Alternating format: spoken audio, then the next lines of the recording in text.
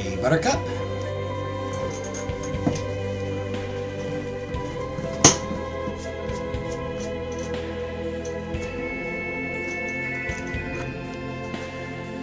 Sorry, for some reason,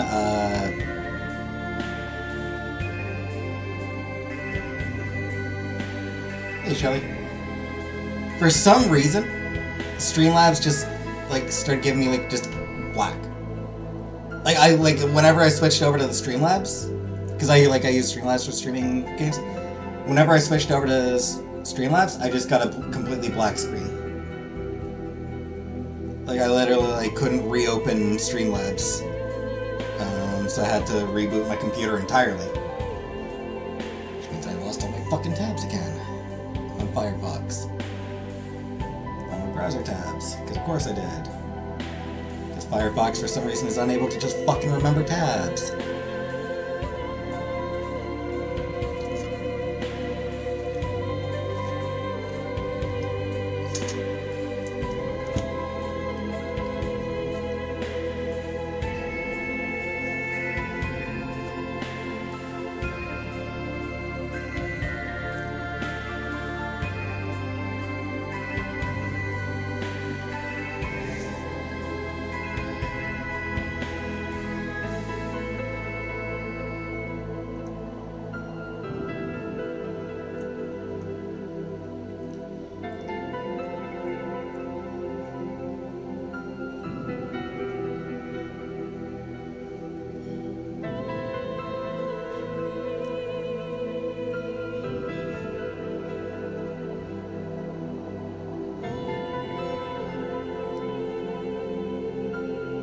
I'm having kind of a shitty night, honestly.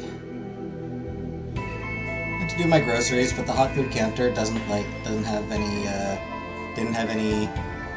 potato wedge, didn't have any sides left at the hot food counter. It was too late getting there, so I had to order out. So I had to order Saint Hubert's. Ordered chicken fillets. Instead, I got a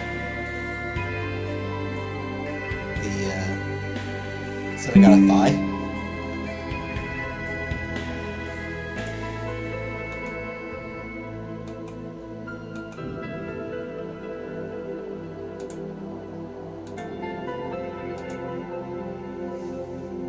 Which is not what I wanted. Today. This is all today. And then I open my stream.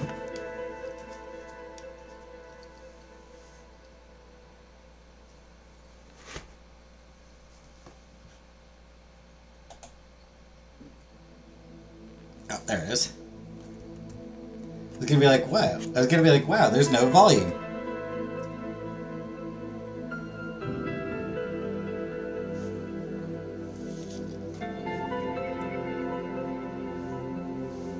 They did have green peppers, at least.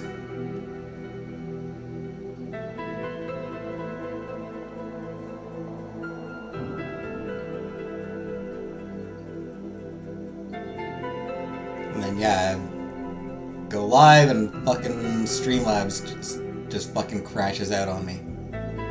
So I have to reboot my computer, and in the process, all my fucking Firefox browser tabs are closed.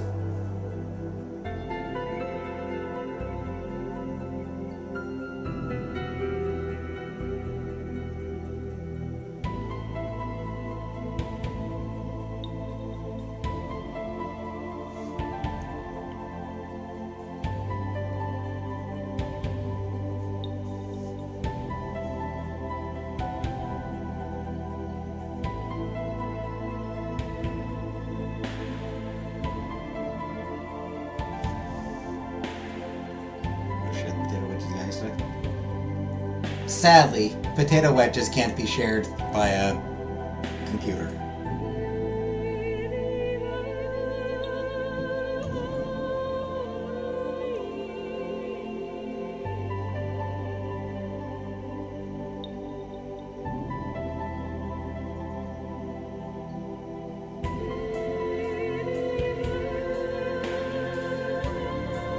Hey, Uncle Buck.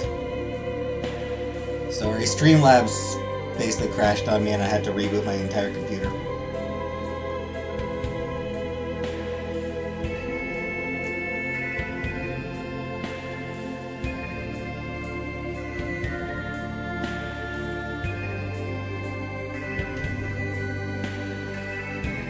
I tend to prefer the thick wedges.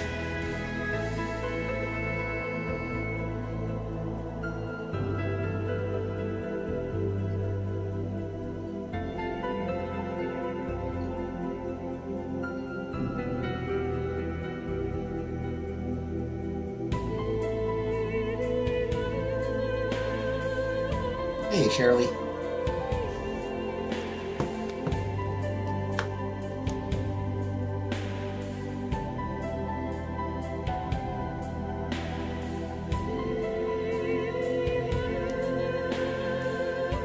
Make them into less potato.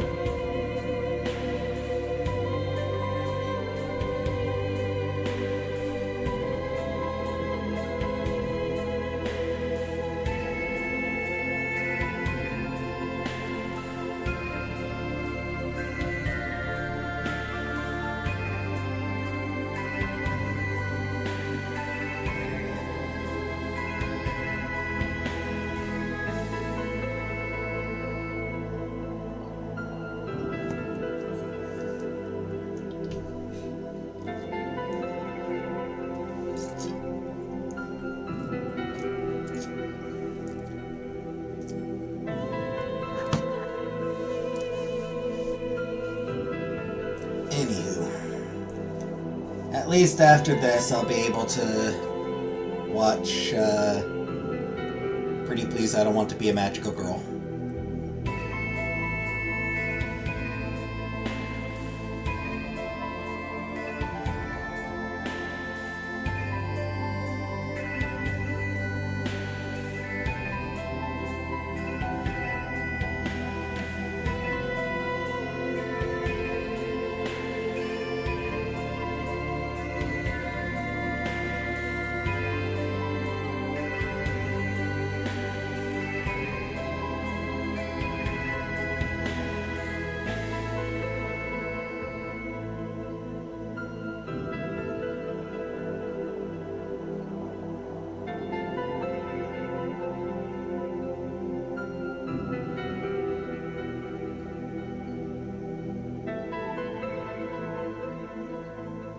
Flossing for the butt.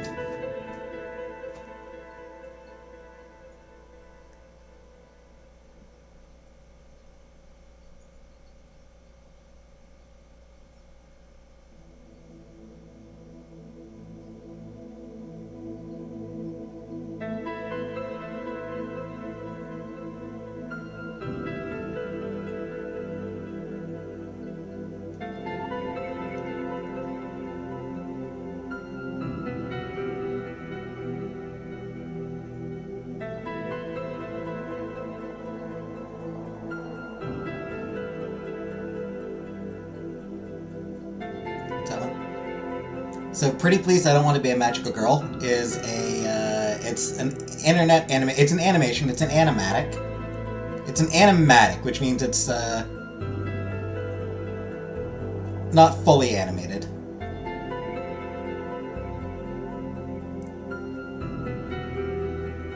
It's really good, and episode 2 came out today.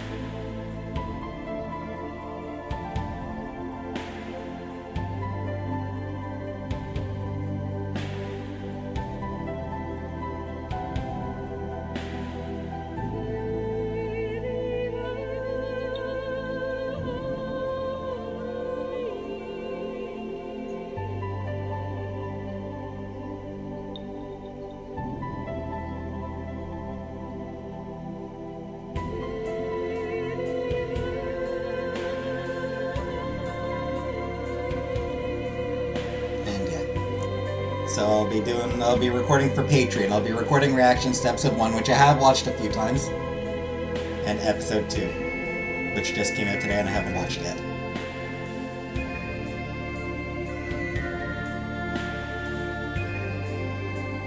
I'm excited for it.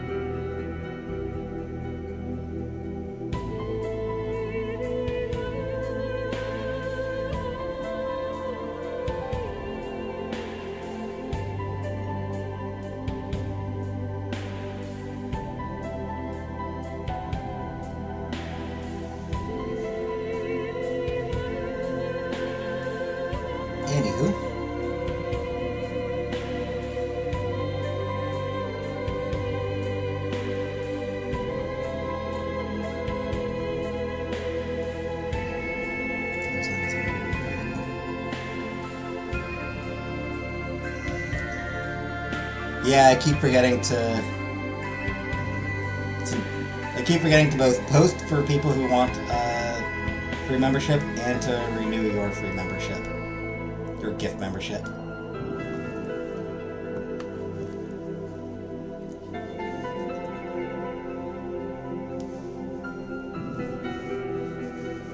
I will say the Who's Line video I watched, honestly not very good. The fuck? There we go. TV and iPad once again. So that's 2 of my 6 viewers right there.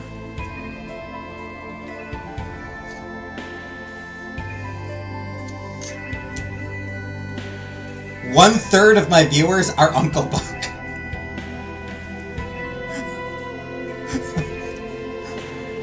That's hilarious.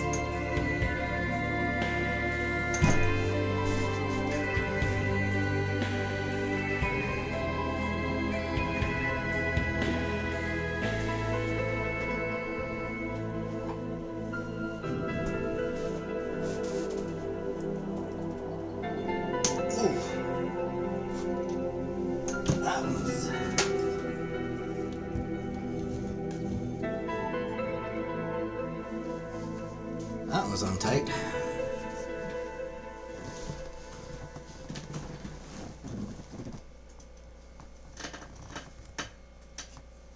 Sometimes the lids on these are real tight. Alright, may as well continue. May as well get back to it.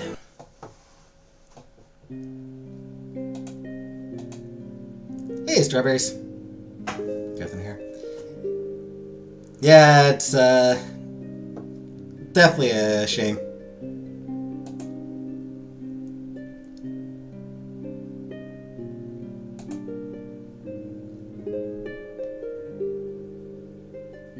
I don't know about the rest of you, but it does look a lot better on my screen now. It does look much brighter on my screen now.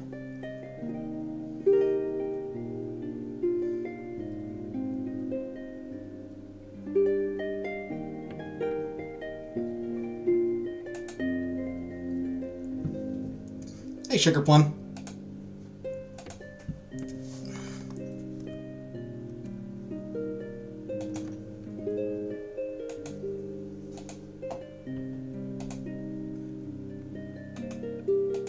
I almost forgot the guide.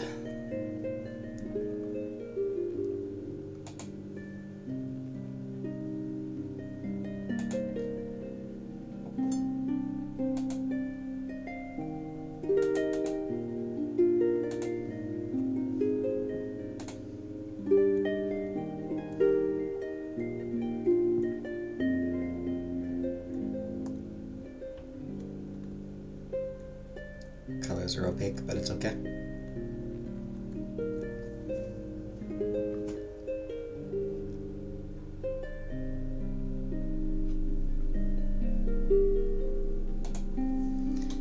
All right. A new day dawns. The self-introductions are today. Today is the day of your event. Your week has been so busy you can hardly believe you had time to pull it together. But you did! Finally, the preparations and the planning are done. Although you had to wake up extremely early this morning, far before the sun, to ensure it.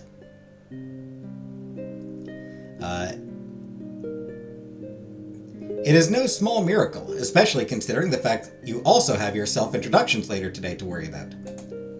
Jasper, who you think got even less sleep than you did, walks up and nods at you gravely. We finally have a head count for today's attendance. Princess Annael has agreed to attend the tea, although her butler thought it necessary to remind us that this sort of event is not the type that the princess has much experience with. Prince Lyle has sent his regrets. Ah?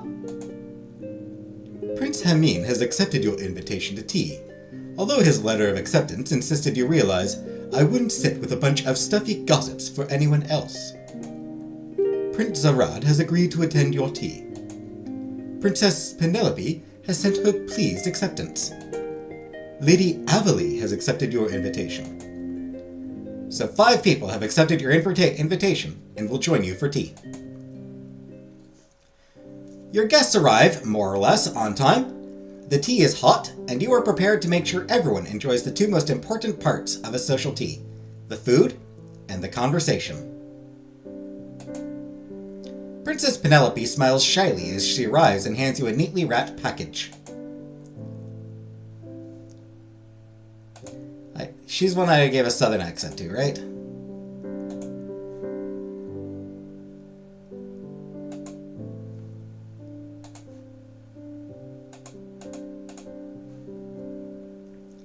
I hope you don't mind, but these are some of my favorites from home.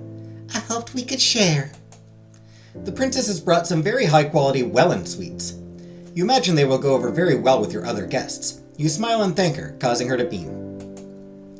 Your guests settle into the comfortable chairs, couches, and settees as Jasper, Rhea, and Sarah hurry about to make sure everyone is comfortable and has been served. It takes only a few moments for judgment on your refreshments to have been reached. The aromatic blend you purchased from GL was well worth the money. People are sighing happily as they savor the hot drink. The fancy Corval chocolates you purchased are disappearing faster than unattended gold left in front of a pirate. They are definitely a hit.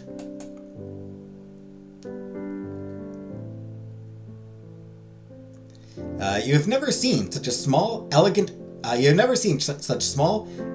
pieces of perfection turn sophisticated people into starving wolves with such perfect precision. The purchase of the Arlan tea cakes seems to have been well worth the investment.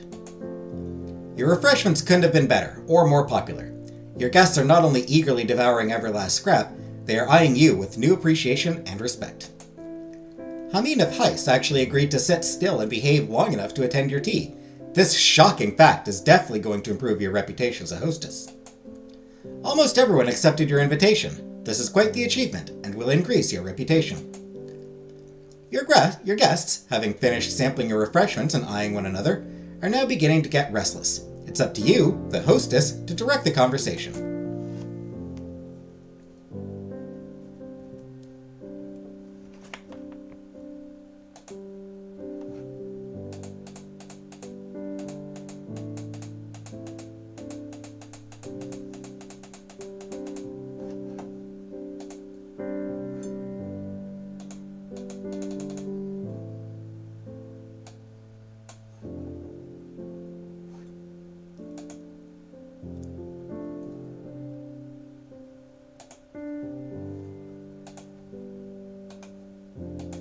Let's see.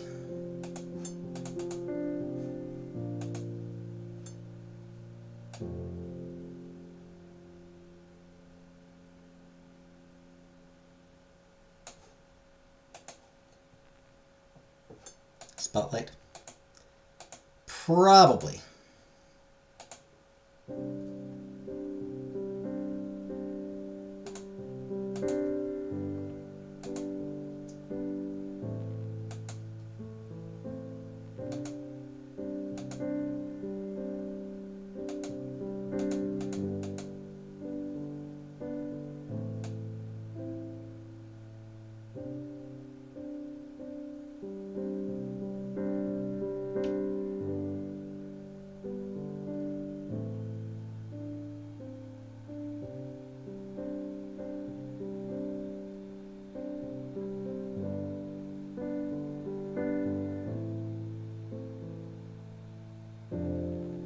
Let's see.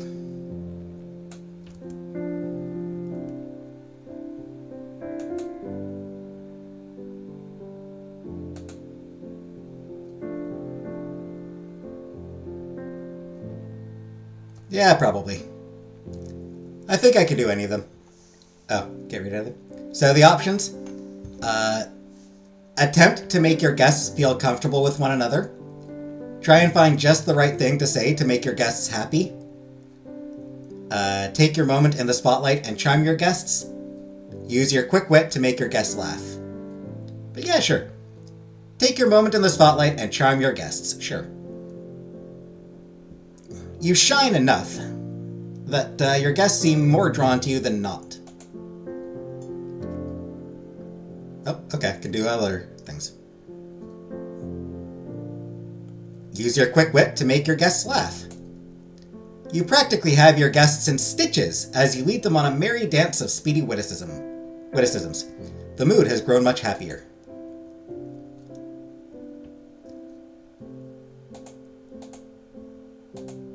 Apparently I can... Oh.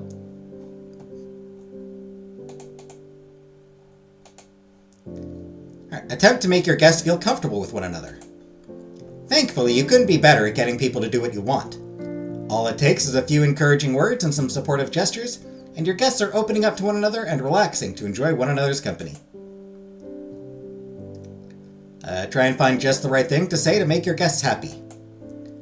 You have an intuitive knack for knowing just what to say to make people happy, and your guests are no exception. In a short work, your guests are already smiling brightly and feeling better about themselves.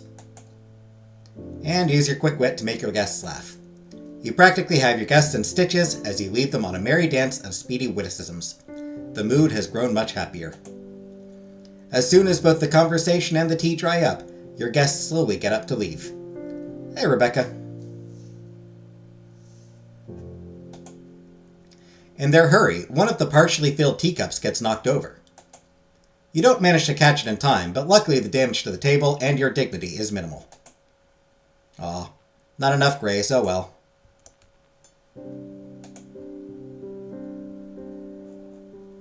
Needed 50 grace, and I don't have it.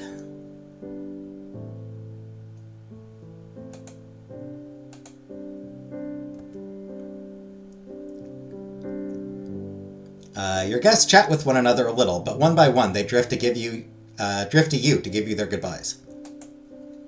Prince Zarad walks up and grins at you.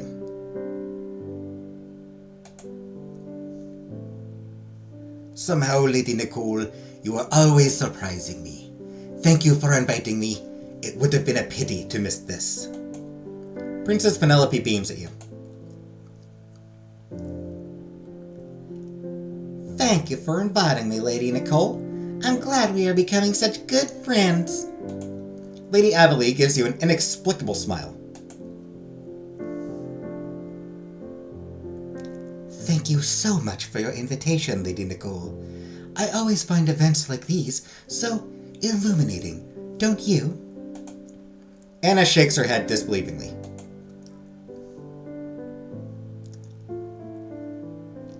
I can't believe this frou-frou, sip-sip, chat-chat is what you people do for fun. Still, I like being with you, Nick. If I must endure the tiny little cups of easy breakings to see you smile, I will.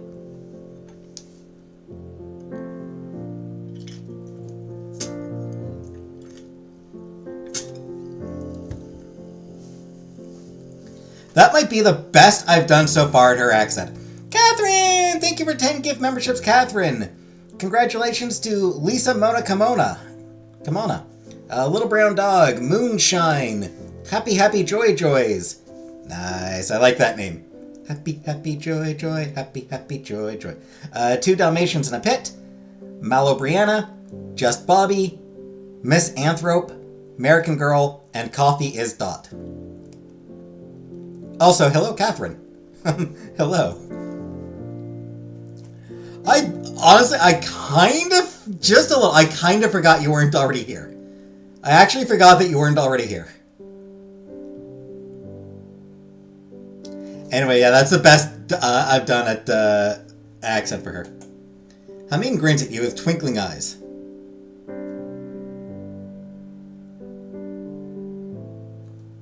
I don't remember what accent I was giving him.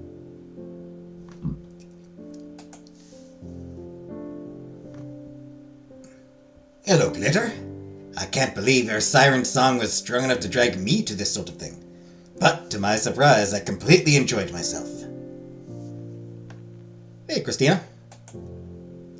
And as the last guest leaves, so ends your duties as hostess. Your first event is done, but how do you think you did? Your tea went masterfully. You are an amazing hostess. Congratulations, Crumpet. Hosted a very successful afternoon tea.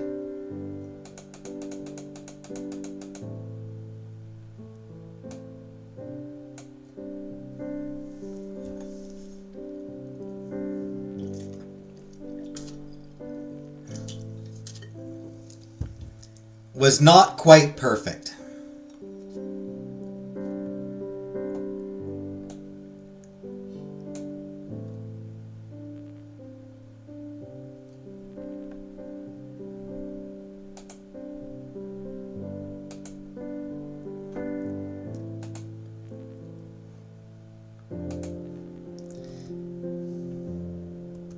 So in addition to improve my relationships with those particular characters, those 5 characters, it also gives me it also improves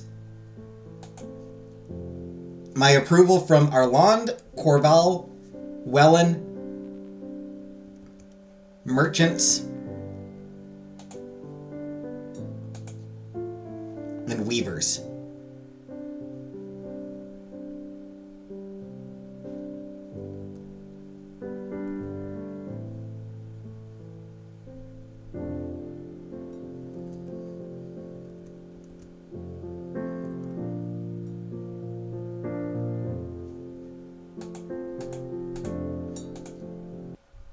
Never heard of this game before. Yeah, few people would. Few people have. It's not even like YouTube. Missing nipple still haunts me. So with YouTube, whenever you like select your like what category your live is your stream is in, if you choose gaming, you can enter what game it is, and like it has a bunch of games in there. This game's not even included in that. Chronotopia was fucking included. Yeah, this game, nobody's heard of this game. It is just a visual novel.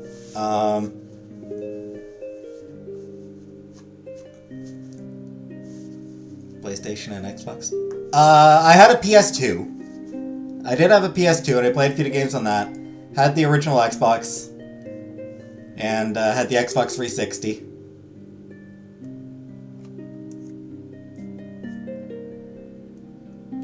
Jasper comes up to you, a slight crease in his brow.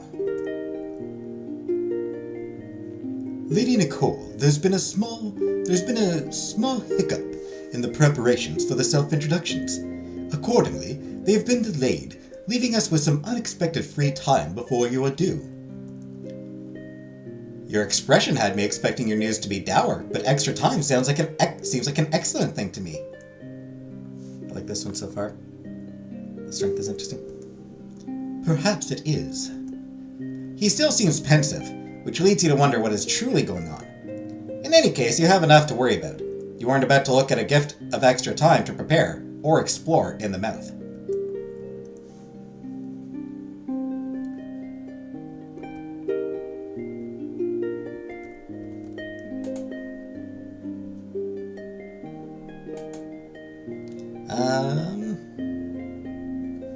I have no idea what I'm seeing on the screen. So it's a visual novel. The way visual novels work is it's just like it's static images and it's all just dialogue. It's all just lots and lots and lots and lots of reading.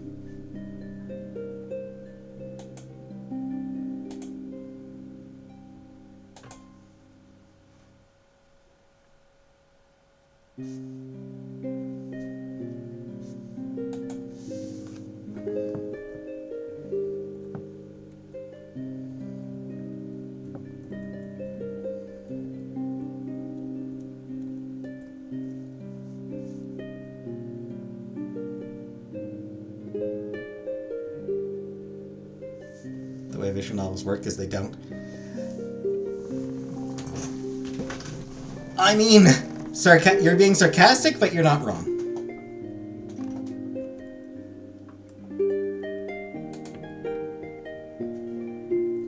Yeah, sure. Get beauty tips from your maids.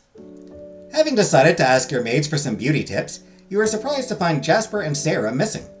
Instead, Rhea is alone in your room, brushing your dresses to combat travel wrinkles. She smiles up cheerfully at you.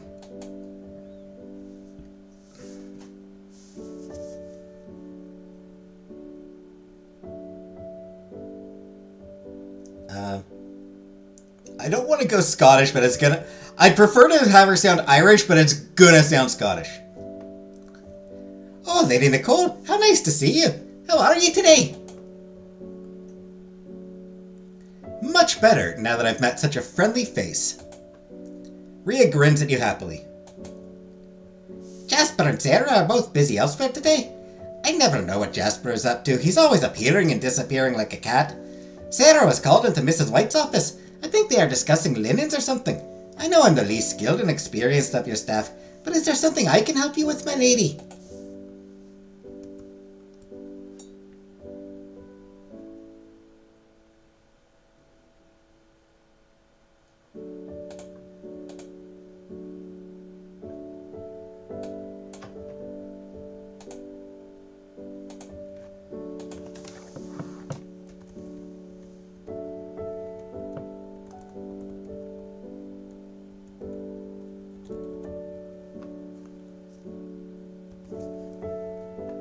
Ask her about herself. Let's ask her about herself. Sees the word. It'll sound Irish.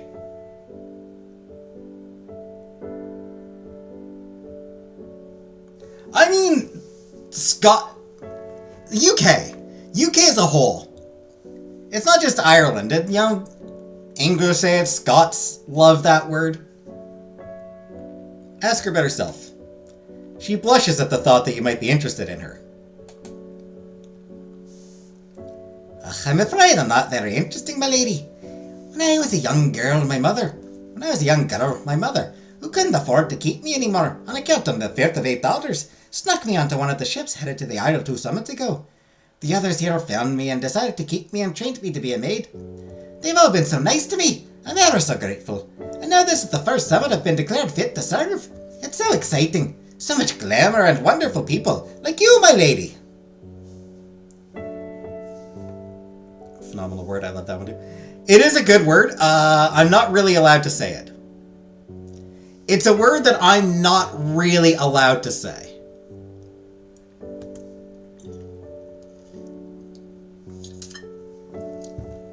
Rhea's eyes are twinkling with excitement. You might not have learned how to be prettier, but you have learned much more about Rhea instead. Rhea is romanceable, for the record. Jasper made no further mention of whatever had delayed the self-introduction, but as he led you into a big open room with a makeshift podium and an audience made mostly of empty chairs, you could only assume it has been resolved. Servants aren't allowed to stay in the main room, but I will be watching from the viewing room, and will come to collect you as soon as the event is finished. Why? So, the way I see it, it is kind of a sexist term. Basically, in North America, women can use that word and men can't.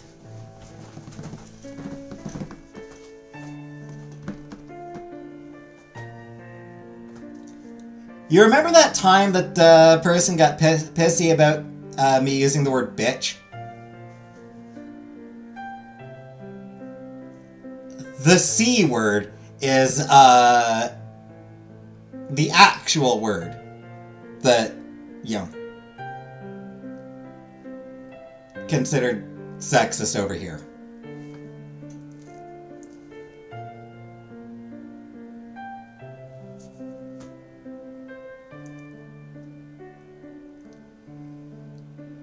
Just about to reference that? Yeah.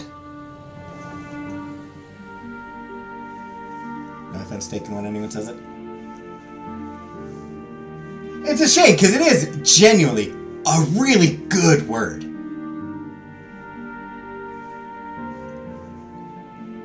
It's a satisfying sound. The k is just satisfying, and it's just...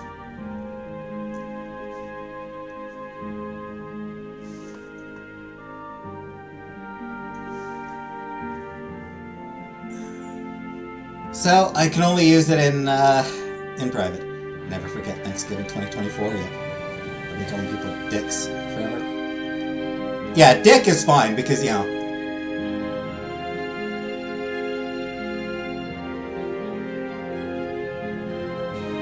There has never been a time in human history when men weren't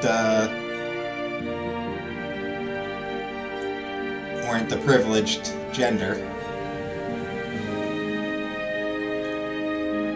Anyway, he doesn't wish you good luck, although you can tell by his reassuring smile he hopes you do well. Then he leaves and you are alone. But not for long. Lady Avely soon joins you, watching as your contemporaries file in with a bemused smirk. Good evening, Lady Nicole. Do you think we shall be lucky tonight? I'm sorry? You are right. It's highly unlikely we will have any such luck. I imagine at least half the delegates are in love with the sound of their own voices. After our mysterious delay, I won't be surprised if we are stuck here listening to everyone's grand ambitions and fondness for fruit pudding until just before daybreak. You know what? I kind of agree with her. I think like most words, it has a lot to do with the context spoken, or at least that is my perspective. Yeah, it is, yeah, it's all... it's absolutely all down to context. Yeah, I like that. Think we'll have any luck? What?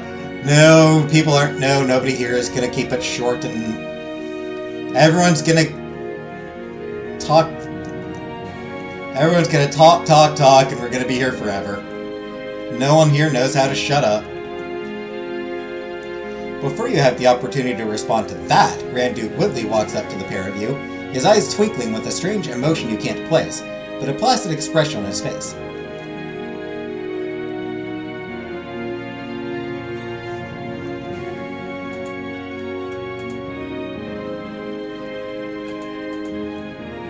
Well, what do we have here but two early birds? I hope you are implying we are swans, Your Grace, not something like pigeons hoping to eat worms. Do pigeons even eat worms? You should know, it is your analogy. So what do you think, Lady Nicole? Are you swans or pigeons?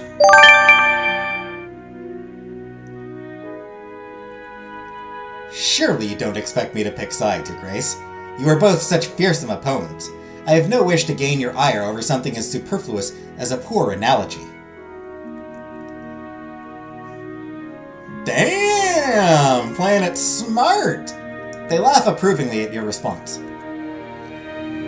I'm pleased to have run into you, Lady Nicole.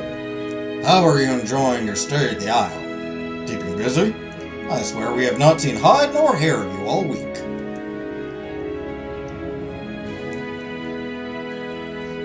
Again with the beastly analogies, Your Grace. Lady Nicole is a lady. You must think of her delicate feelings. I wasn't aware of being female automatically cursing you with delicate emotional constitutions. It's usually quite the reverse, in my opinion. But you distract me, Lady Avely, and I will not allow it. Lady Nicole?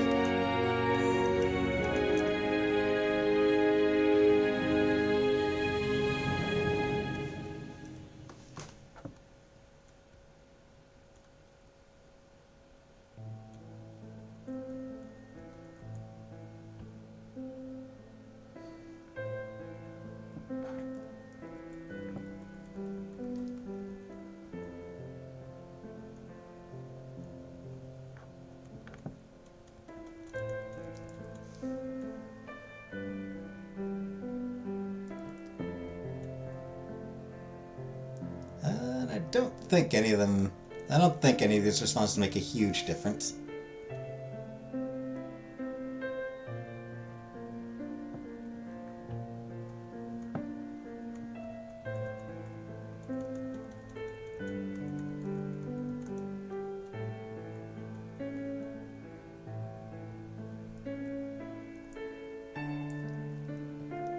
How about that equality too? Same here. For example, bitch and asshole are both gender neutral.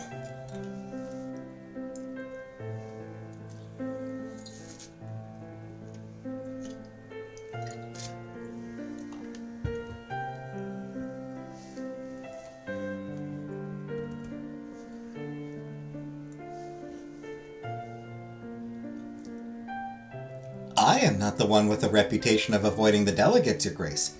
Are you certain it is I that has been absent, and not you? The Grand Duke blinks and slowly smiles. At the very least, I shall make sure not to have a reputation for avoiding you in the future, Lady Nicole. It is hard to feel entirely comfortable when wedged into conversation between Grand Duke Woodley and Lady Averley, so when you realize that during your little chat, most of the delegates have filed in and taken their seats, you feel a little bit of relief. Especially if, as Lady Averley fears, this evening is going to take a long time. You would really rather it got started. You are ushered to a free seat by a servant, who keeps shooting the head butler nervous glances.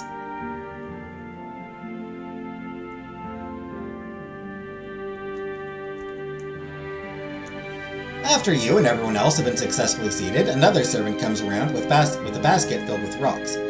Every delegate pulls one to find a number painted. You pull number 42, which means you will be one of the last delegates to introduce yourself.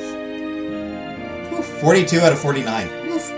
Gonna be a long evening. You don't know which one you would consider luckier, if no one is asleep by the time you go, or if they all are. Duke Leon had the distinction to pull number 1, but by the bitter expression on his face, you would think he was being marched out to his execution, not an introduction.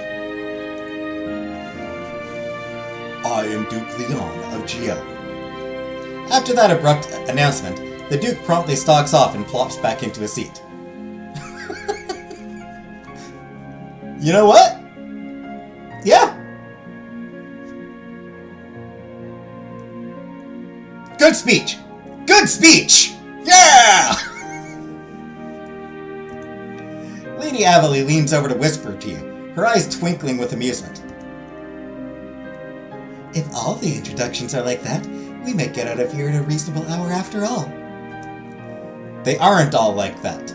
Some of them are so long and boring you have to pinch yourself to keep yourself awake. No such measures are necessary when Princess Anael stomps to the podium and grins. I am Anael of Scout, warrior of first ranking, and happy to be here among all these pretty peoples, even if you do have so many rules and stiffy stuffedness. I plan on using the summit to battle for Lady Nicole's heart and bring her back to Scout with me. After that bold pronouncement, Princess Anna grins wider and dances back to her seat. The poor delegate from Arlon that was forced to follow the princess's short speech forgot half her words and spent a miserable 5 minutes stuttering. It didn't help that Anna kept sending her winks, and the Skults whistled at her blushes.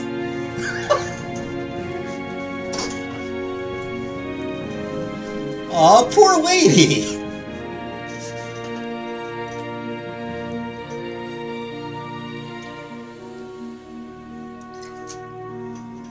Just imagining her up there like, will you please stop flirting with me? The head butler cleared his throat disapprovingly, and the business of the introductions continued again with something better resembling propriety. Princess Gisette was especially well decked out for the self-introductions, and gave her speech with perfect poise and a small smile painted on her face. She gave you a stiff smile and bared her teeth into a sharp smile as she passed you on her way back to her seat. Princess Penelope was chosen to follow Princess Gisette, and the fact made her look even more nervous than normal. She stuttered and flushed while introducing herself to the room. You catch her eye and smile reassuringly, and she breaks into such a brilliant, relieved smile, she charms the room, entirely incidentally.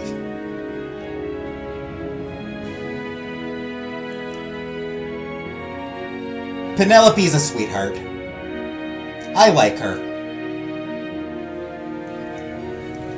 Amin somehow manages to use his self-introduction to pull off some sleight of hand, and as he declares his purpose in coming to appreciate treasure, especially the kind that glitters, you realize he has managed to put a golden rose in your hair without anyone noticing. Smooth, dude! Smooth! Learn the most effective way of flirting is duct tape. Handyman's secret weapon. Fuck! It's my fucking sleeper! It's my fucking sleeper code. Activation code. It's goddamn Pavlovian! Prince Zarad uses his self-introduction time to full effect, and by the end of his flirtatious speech, he has stolen the hearts of most of the female occupants of the room, at least if their delighted sighs are any indication.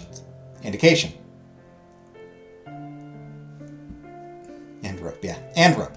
To punctuate the end of his speech, he blows a kiss. At you.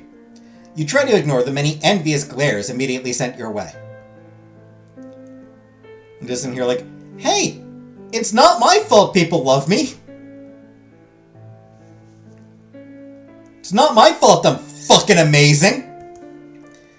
Lady Avalee gave you a pointed smile as it was her turn to go up, and somehow she managed to say a lot during her introduction without actually saying anything at all.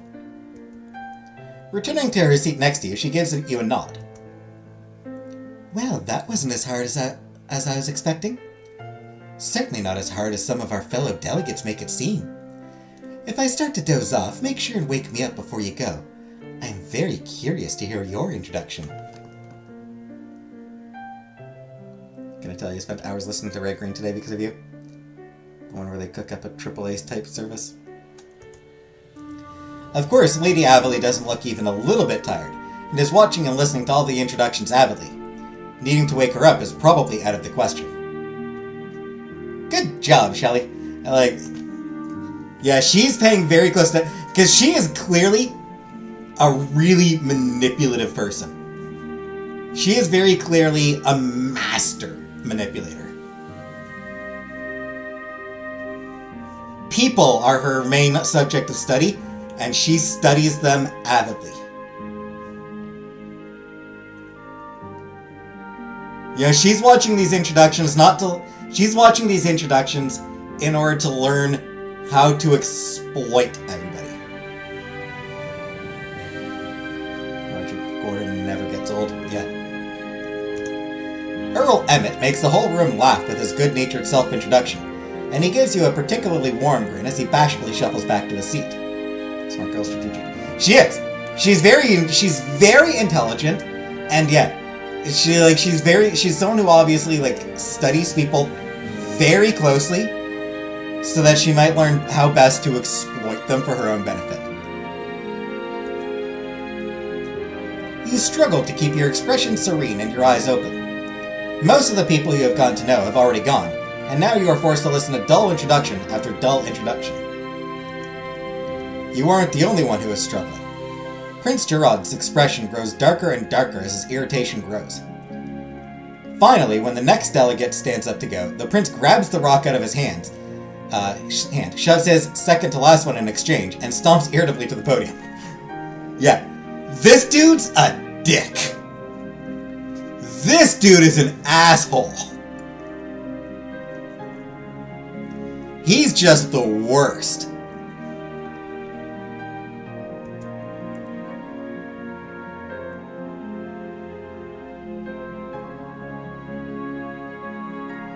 I can't imagine that there's anyone here who doesn't know who I am. But we were told we had to introduce ourselves, and I've been informed there are no exceptions. I am the next King of Ravelle, here for the purpose of diplomacy. The prince nods imperiously and walks back to his seat. Thankfully, for the health of the red-in-the-face from outrage head butler, after Prince Gerard, no one else did anything the least bit objectionable. Then, both after what felt like forever and no time at all, it was your turn. I want to make a trade. I like it. I like it. It's not even making a trade. It's like, I like it's just like, this isn't a trade. This is me just fucking stealing your spot. I'm tired of waiting. You stand up after the 41st person to go has gone and feel all eyes on you. You can practically see as the more appearance-conscious of the delegates analyze your dress, your hair, your style and appearance. You don't think you have met their standards. Beauty failure, boo! You make your way to the podium and turn to face the tens of people staring back at you. Thankfully, you have enough poise to remain composed even under the watch of so many impatient eyes. Good evening, everyone. My name is Lady Nicole from GL. Should you add anything further to your introduction? I prefer to be mysterious. I mean, Worked for Leon, right? Yes, of course.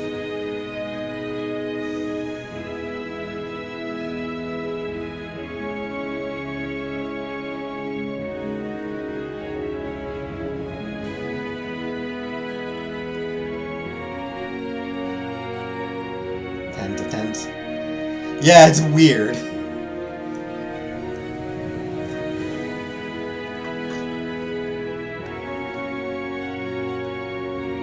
Influence the crowd to like you. With some careful body language and an engaging manner, you can tell the crowd is responding the way you want them to.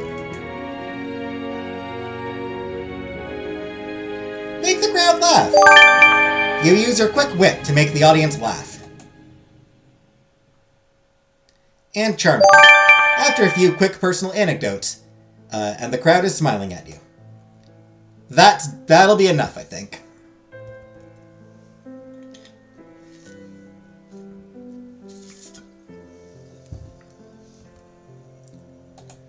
Satisfied you have introduced yourself to your own satisfaction, you prepare to sit back down when you are interrupted by a question. Oh, don't sit down yet, Lady Nicole. You haven't yet told us what you were hoping to achieve at the summit. Enough people are looking at you with echoing curiosity that you have a feeling you won't be able to get out of answering. That doesn't mean you have to tell the truth, however. How do you answer?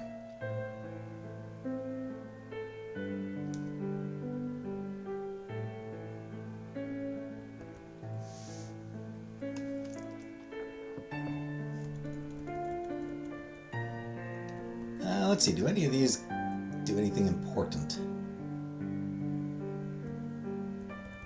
Not really.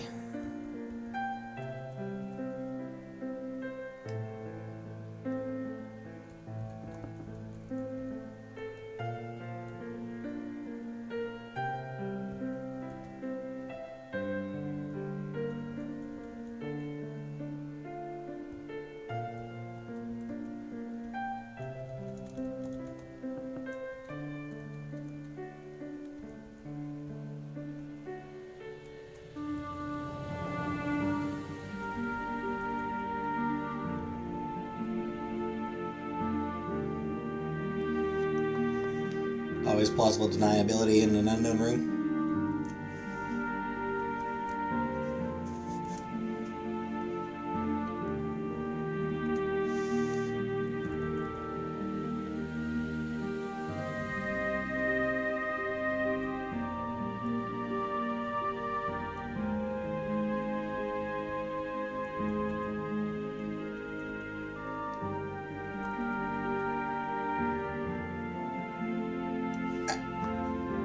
They're all faces.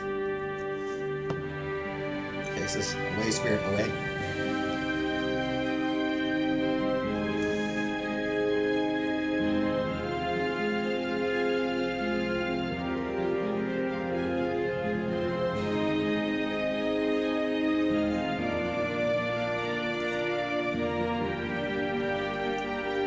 I think this is actually... So the options: hope to best serve my nation, came to the Isle looking for love, I intend to find my future spouse. I hope to further the relationships between my nation and the other nations.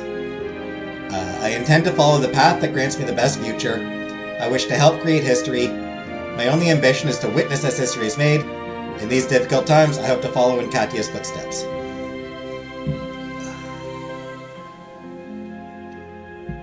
And yeah, the fact that they're all faceless is definitely really creepy and weird. See, I think I want to go with this one for a specific reason. I wish to help create history. Are you lying? No, that's really my ambition.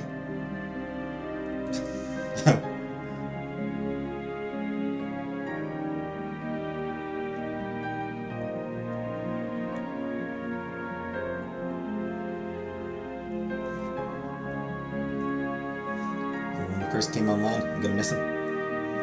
Hi, single moms. Yeah, it's tragic, single moms.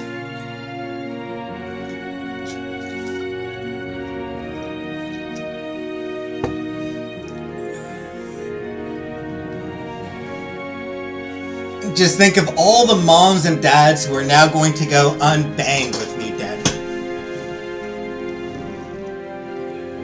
Yeah, no, really, that's my mission. You pause after your answer, wanting to see if anyone else is going to surprise you with a question. When they do not, you start to walk back to your seat. Although you were put on the spot, you think you managed to answer and introduce yourself eloquently enough to be understood. The good part about being one of the last delegates to go is that you don't have to wait long before the evening is over, but you can finally escape to your own room and your welcoming bed. You can almost hear his voice.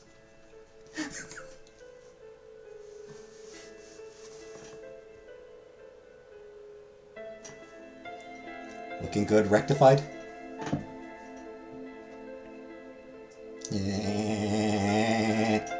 Wrecked him.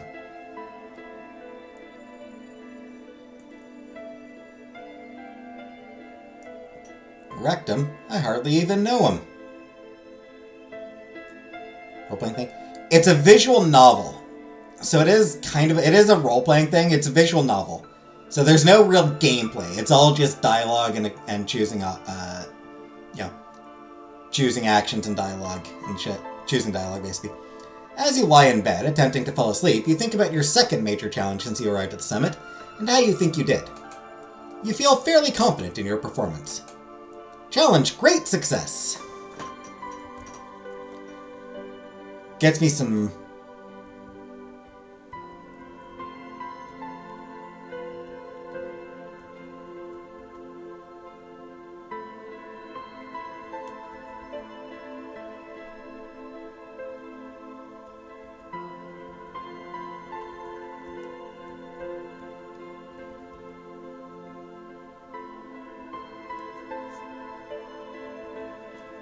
Not a perfect success, but still got me friendships and respect with a few people.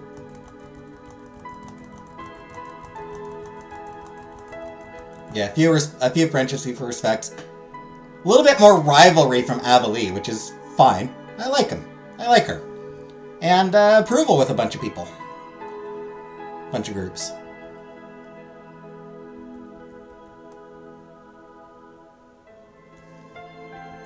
Hey, Marquis. Achievement unlocked. A charming introduction. Succeeded in the first challenge, the self-introductions. Still, thinking about it any further will only ensure you manage to get no sleep at all. So you put it from your mind and drift off into sleep with the final waking thought that you have finished your first week at the summit. Congratulations on finishing your first week on Vale Isle. It's been a very busy week with many things happening. Like meeting the matchmaker. That's right, exactly. It's unfortunate, but you don't think there's anything you could have done to make her like you any better. By the way, how do you feel about that?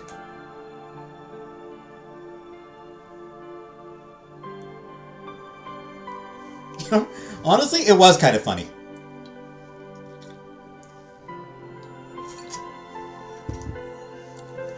I'm gonna say it was kind of funny, actually. It's good that you can find the bright side. And you have met many different people.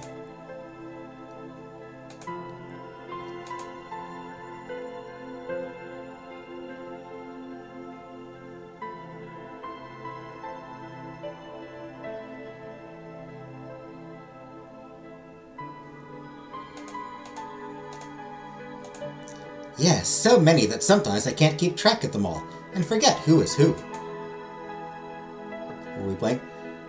This is Seven Kingdoms, The Princess Problem, which is a visual novel. Ah, thankfully you've been taking notes in your journal. That should help with that.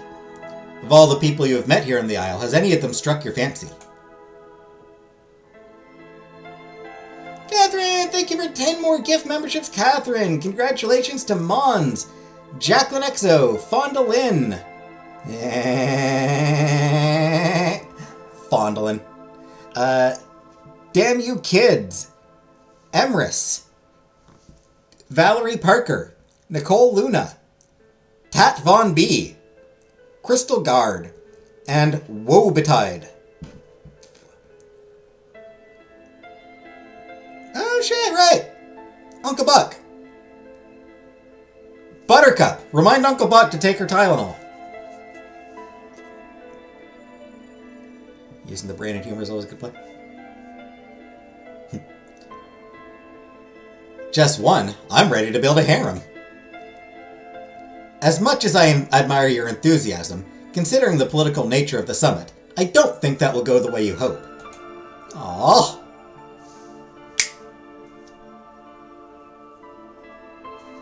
Still, it's only been 1 week. You still have 6 more to go, and if your first was any indication, you are in for quite the time. Are you feeling prepared to face all the challenges ahead of you?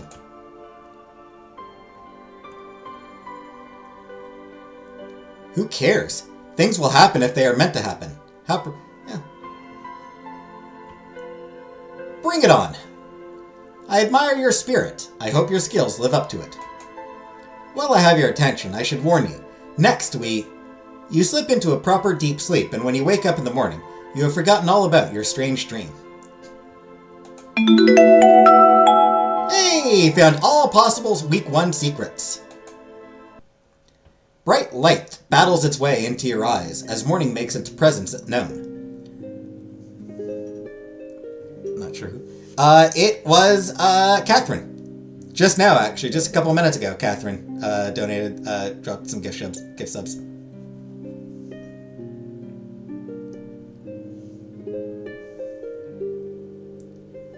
Uncle Buck has chronic pain. Yeah, Uncle Buck has chronic pain. Buttercup usually reminds Uncle Buck to take Tylenol at 9 o'clock.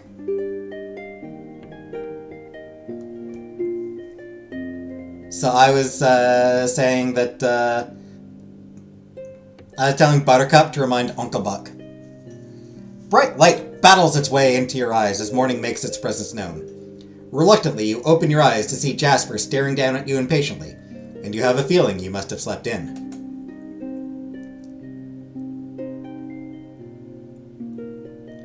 Good morning, Lady Nicole. As it is the start of a new week, we need to discuss your schedule. Since your schedule.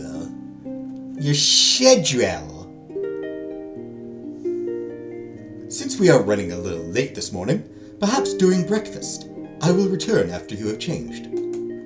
Although you have slept for some time, you don't feel at all rested. You essentially sleepwalk through getting dressed as Sarah and Rhea move you around like a very tired doll. It's only when seated in front of a steaming cup of chai and delicious plates of food that you begin to perk up. Which is, of course, the exact minute Jasper clears his throat and gives you his let's get down to business face. There is only one mandatory group event planned this week, a riding picnic expedition to explore the island. We have found it is safer if we give the attendees a tour of all the safe spots before you all go off exploring on your own. Princess Penelope has issued an invitation to join her for breakfast one morning this week. Would you like to accept? That sounds delightful. I will inform her butler. Princess Cordelia has invited you to join her for tea. Would you like to accept? What a very proper invitation. Of course I accept. Very well. Lady Averly has invited you to join her for dessert one night. Would you like to accept? Sounds like an intriguing evening, yes. I shall inform her butler. In lieu of hosting an event this week, you are one of the few delegates that have been selected to have a chance to lead a team during the long-time summit tradition, the boat race on the lake. Captains are in charge of recruiting a team of fellow delegates to man their ship and lead them during the race. Would you like to be a captain?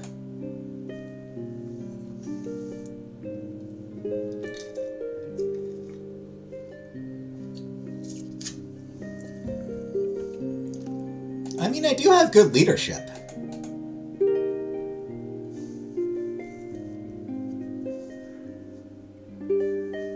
I got us out further back in the chat. We officially screwed the pooch.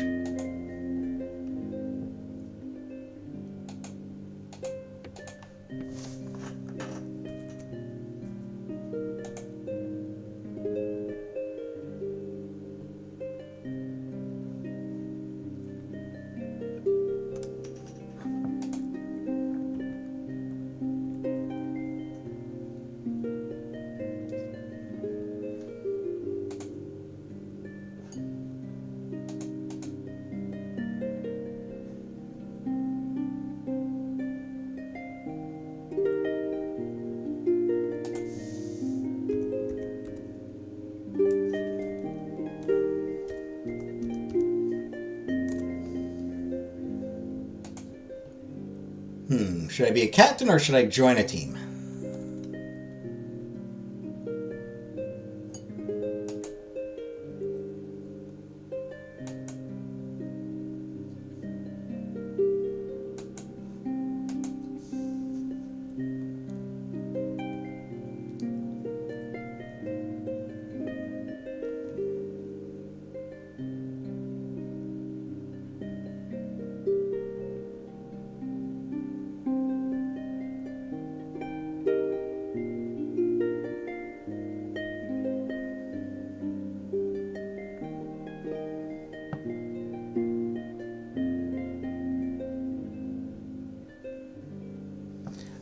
Kevin? It's a lot harder to win if you're captain. It's really, really tough to win if you are the captain.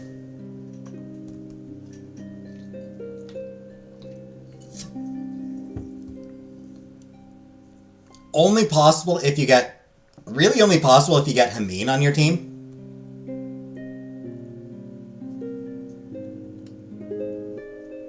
And I'm not sure if I can.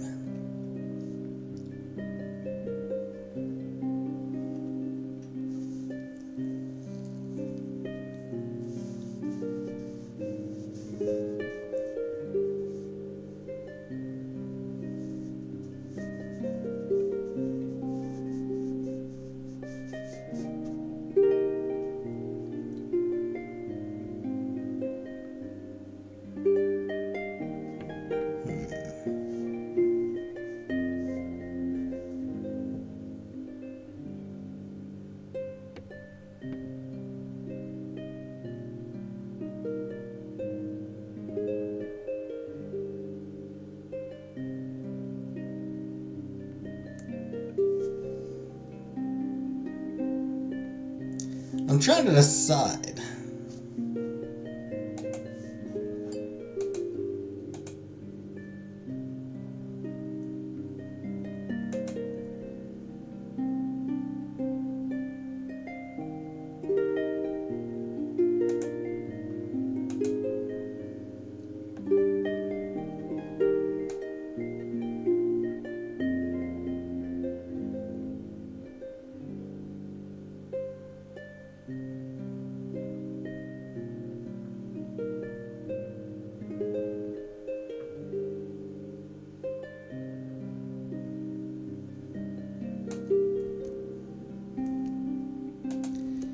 Yeah, I'm gonna be recruited to someone else's team.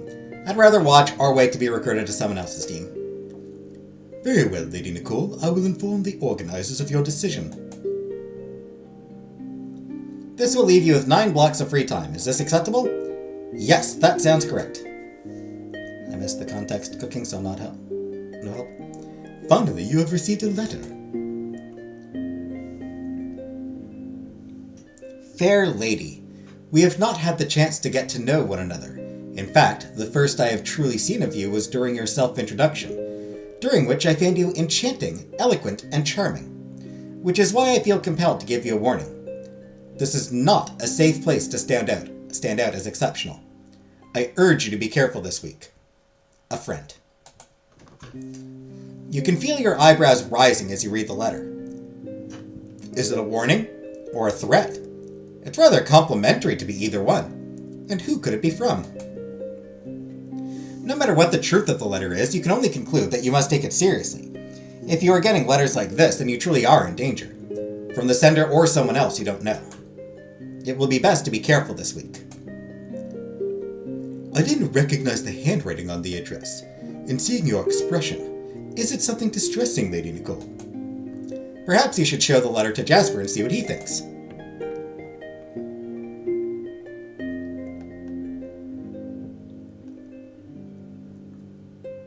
Hate bubble font. Good God, that handwriting. Yeah. If it were a small matter, I would deal with it alone, but with something this serious, I feel consulting Jasper would be wisest. You hesitate before handing the letter over to Jasper. I don't know how serious this is, but it seems best to be prepared for the worst. Jasper reads the letter, a slight frown creasing his brow. It may mean nothing, but I agree it is wisest to be safe. I will do what I can to look into this. In the meantime, I suggest you go about your morning as normal. You have no schedules this morning, so you may spend your time as you wish. Sunday, a new day dawns.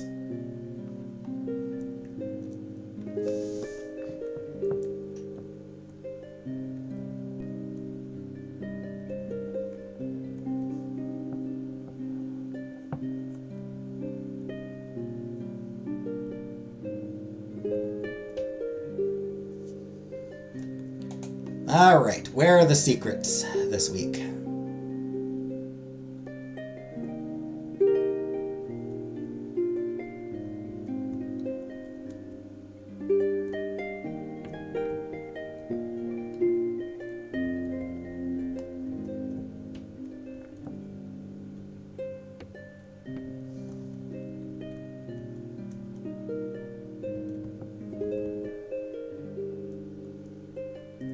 If they really meant it, they wouldn't hide behind anonymity.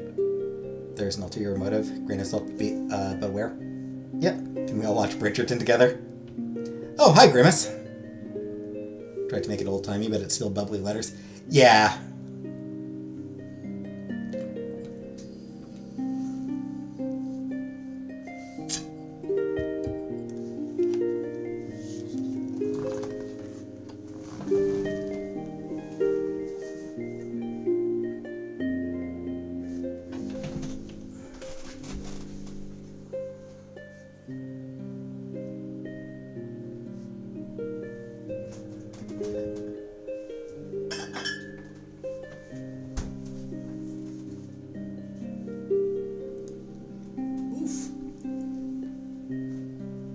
Oof.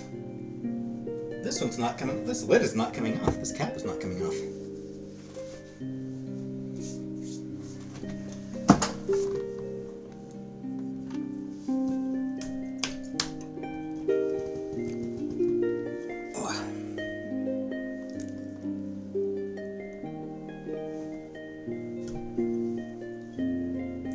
Let me grab another one. Hopefully the lid will come off a little bit easier on. It is not coming off this one. It's just hurting my hand to try it. Nope. Fuck! Fuck! All these lids are just on too tight. God. Genuinely fucking hurting my hand to try to get the lids off.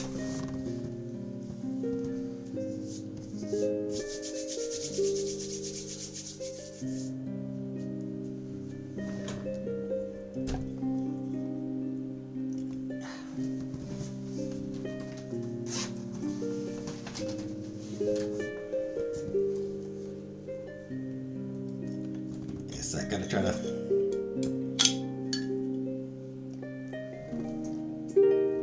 Not a particularly safe... Run under hot water.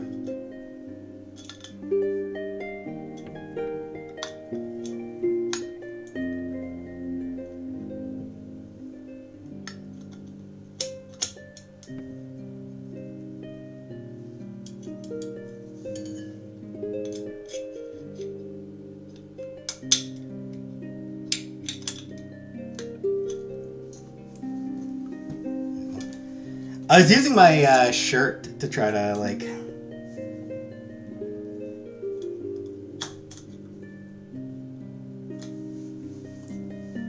Yeah, something thicker might actually be better. I don't know that I have any thick cloths. Bottle cap? Yeah, bottle cap.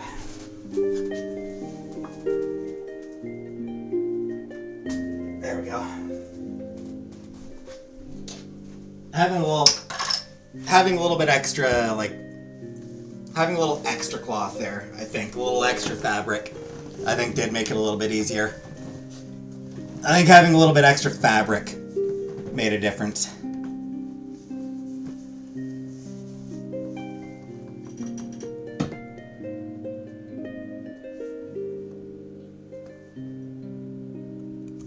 Alright. First things first, let's get a secret. You make your way into the stuff... Run the cap in hot water. Got a bottle opener on my keychain, but that's one hell of a reach. And I got T-Rex arms. Yeah, unfortunately, I don't even have a bottle opener. Tell you to use a lighter, but you don't smoke. The a cloth actually worked. Like, just a dishcloth did actually work perfectly.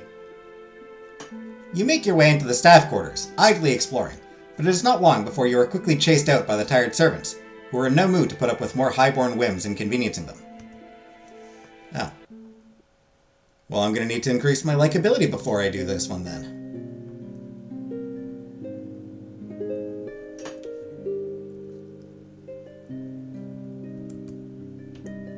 In that case, let's go to the Forbidden Wing. There's something about a place called the Forbidden Wing that you just can't resist. You decide to explore in hopes of finding something interesting. Unfortunately, there is nothing of interest at all, until you hear the sounds of feet coming up the stairs. You think quickly and manage to flatten yourself against the wall in a hidden nook between an art hollow and an old set of armor. Princess Gisette and a heavily clothed servant of indeterminate features that you don't recognize walk up the stairs and head in your direction. You are just barely able to pick up some of their murmured conversation.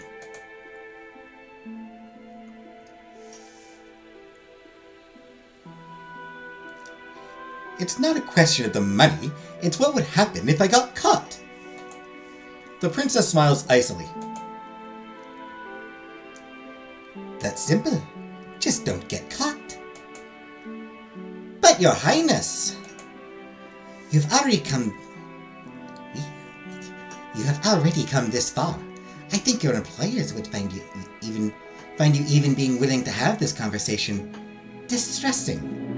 Why, as I see it, you have nothing to lose and everything to gain. As you wish, princess. The pair move out of earshot before you can hear anything else, leaving you with far more questions than anything learned. You barely managed to eat any of the food at dinner, an illogical weakness you never would have ascribed to yourself. Not only was food necessary as fuel for daily life, but the food here at the Isle was certainly of superior quality. Your lack of appetite isn't the only irregularity you have noticed. You have also been feeling unusually weak, easily tired, sometimes taken with fever, other times with oppressive chill, and your hands have started to shake, even when performing such simple, familiar tasks as turning the pages in a book. Clearly, something is wrong with you. And as you look at the strangely inflamed paper cut that is still angry and red, even so long after you have received it, you have a sinking feeling that it is not something the castle healers will be prepared to deal with. When in doubt, there is only one place that feels right to go. You head to the library to do some research on your symptoms. It doesn't take you long. Apparently, there was a famous case of something similar a few summits ago. There was no cure then, and there is no cure now. As best you can suppose, the letter you read last week was coded in a rare poison. You are dying. Slowly, but dying all the same. There is nothing but your wits and logical deduction abilities standing between you and a painful death. Thankfully, you are at least confident in those, and your ability to research. There is no reason to give up yet. But for now you have to go back to your everyday life at the summit.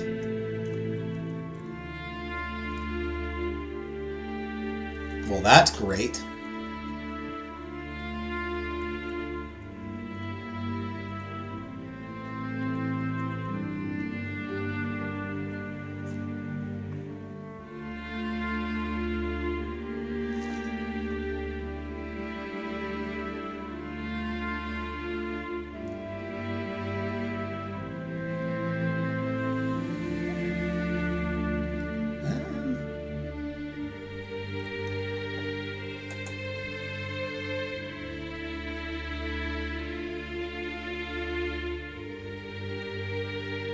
The cliffs. You decide to take a walk along the cliffs, but as you grow closer, you notice that you weren't the only one with that idea in mind. You see the distant figures you recognize as Prince Gisette and her brother, Prince Gerard. You can tell from their body language that theirs is a discussion that they wouldn't care to have interrupted. Just as you make your way to go and walk somewhere else, a trick of the wind brings you snippets of their conversation.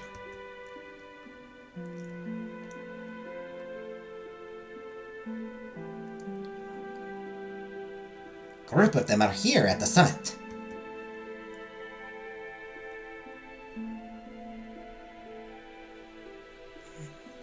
Surely not even they would be so audacious and foolhardy. You never cease to surprise me with your ability to underestimate people, especially then, brother. And you never stop worrying and seeing plots in every corner, sister. We'll find that cure even if it kills us. A little bit counterproductive, but yes. This is why we use that logic and strategy. Never throw in the towel before you step into the ring. In this case, they are well founded. I am certain they are operating here at the summit. How is that possible? Who could they even be? That is, of course, the question we must get to the bottom of, as quickly as possible. I suggest... Whatever helpful wind had decided to give you an earful of their conversation changed its mind, as the wind is wont to do, and you hear no more. Penicillin was invented from moldy bread. True. But what you heard is definitely enough to leave you curious. And confused. A new day dawns.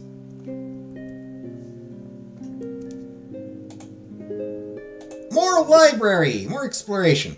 You decide to spend some time in the small library. You have only wandered a few aimless steps before an eager, young, silver-haired assistant librarian finds you. She babbles on and on about every possible subject you might be interested in and all the resources and references in the library.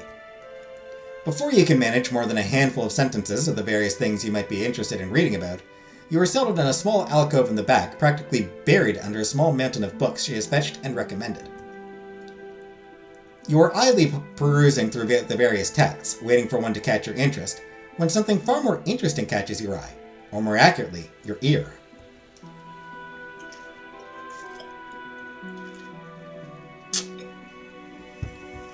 Behind some tall bookcases, you can just catch parts of a whispered conference between two voices you quickly recognize. The Dowager Countess Yvette and your butler Jasper. A very odd pair, to say the least. Arlande. What accents did I give Arlande? British.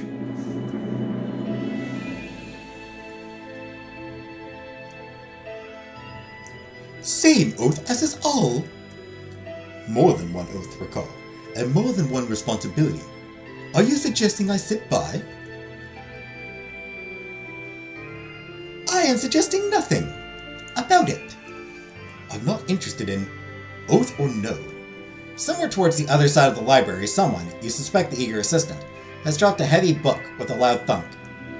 The noise is enough to startle you and stop whatever hushed conference you were overhearing. Believe me, I understand. All I ask is you consider before you take action. The Countess returns to normal volume before leaving. You aren't sure when Jasper leaves, for he makes as much noise leaving as a ghost would, a talent of his. Curiouser and curiouser. It's almost a pity that the assistant doesn't have a book to explain what you just heard. You could really use some explanation around now.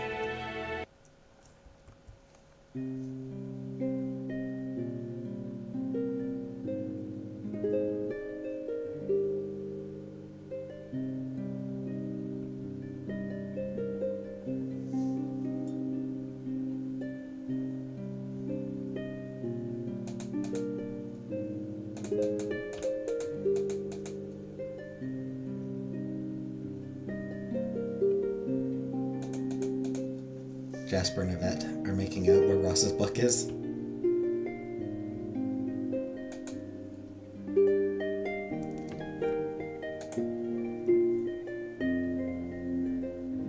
Alright, let's go head up. You make your idle way through the Grand Library, waiting for one of the books to catch your interest. Before you realize it, your wandering feet have taken you to the same corner where you previously found Duke Leon, making a barricade of books between himself and the world. Sure enough, just as soon as you recognize this particular corner, you spot some dark hair poking out between a stack of texts. As you move closer, you realize you have found the Duke dozing off on a pile of books that, if anything, has grown since you saw it last. You quickly attempt to stifle your chuckle, but even the soft noise that escapes is enough to wake up the Duke. He blinks sleepily at you until he realizes you have caught him napping, and he blushes and awkwardly refuses to meet your gaze. Good morning, Duke Leon. I trust you slept well? Actually, I was just being polite. I can't imagine you did sleep while using a book for a pillow. If you prefer, I'm sure I can go hunt down a proper pillow and bring it directly here to your new home. I don't normally sleep here. Only when you can get away with it? He attempts to ignore your teasing and quickly sets himself to reorganizing his labyrinthine piles of books into a different, equally incomprehensible order. Finally, he is forced to acknowledge that you aren't simply going to go away. Did you want something? I didn't come here in hopes of getting a glimpse of you sleeping, if that's what you mean. To your delight, your teasing results in another slight blush. I came in search of a book, actually, but so far nothing has caught my interest. You give his pile of books a curious glance. I don't suppose you have anything you might recommend. He stares at you thoughtfully until finally he picks one of the books from his pile and shoves it in your general direction. A treatise on the life of Princess Katya. Yes, that does seem apt. Thank you, I shall treasure it. He pointedly ignores your teasing behind your genuine gratitude and goes back to deliberately reading in loud silence and concentration. You laugh, but on your way out of the library, you stop a servant and ask him to make sure the Duke has brought some food and a pillow, with your compliments. A new day dawns. Today is the day that invitations to join teams for the ship race are sent out. You have received invitations to join the team of both Hameen of Hais and Princess Anael. You may only accept one offer. Whose invitation will you accept?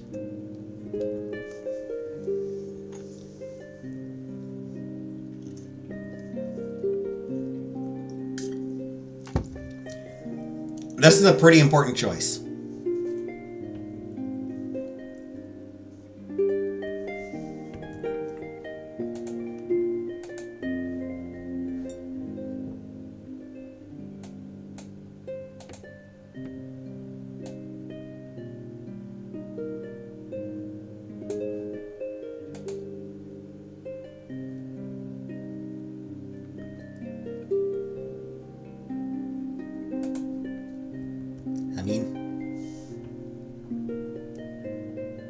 But I like Anna.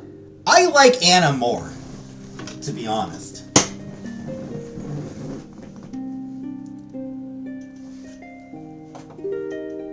I like Hameen well enough. Hameen is cool.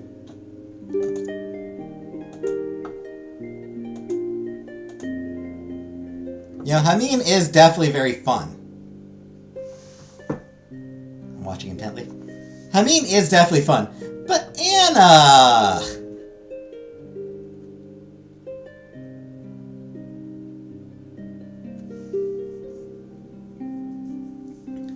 I think it kind of comes down to which one do we want to romance? I mean, I definitely want to romance Anna.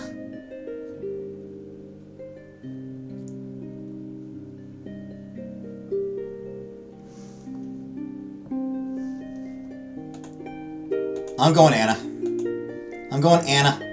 You have agreed to join Anna's team for the race. What is the race anyway?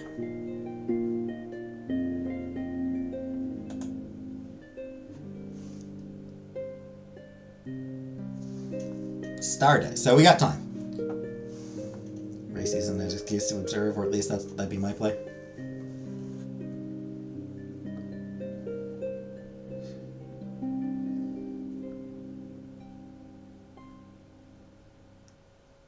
So I've got time to make sure my likability is high enough before the actual race.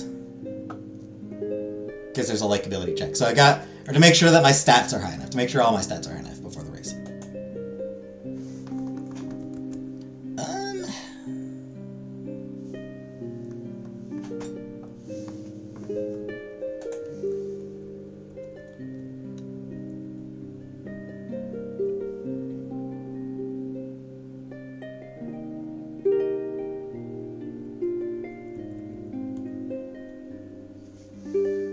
Reminds me, what goes into likability?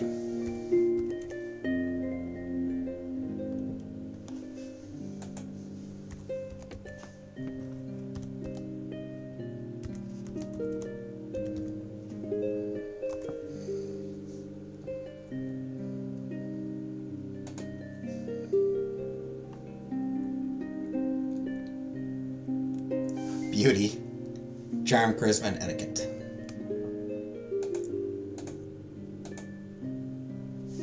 So 35, 70, 115, 125.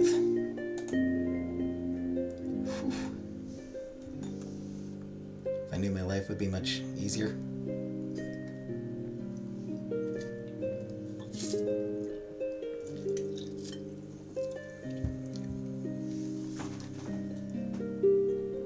There's a secret for this week, but it requires 175 likability, and I'm only at 125.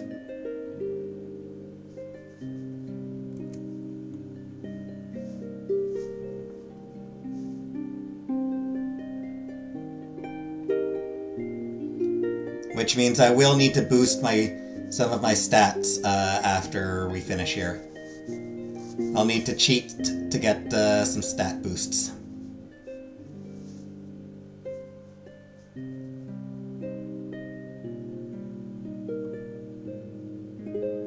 You need to get it up by 50.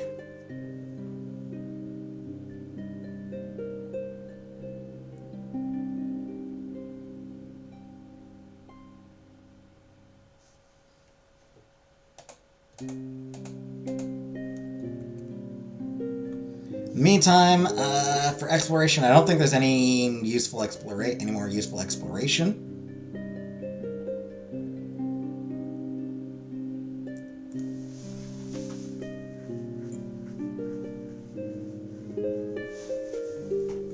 Because for both,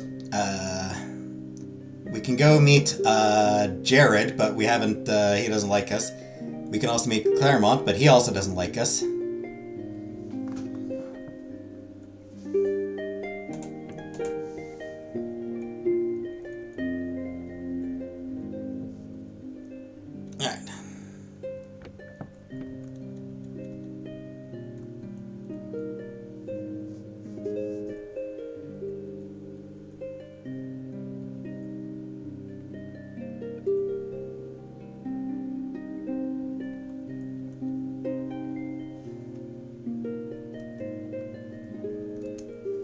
In that case,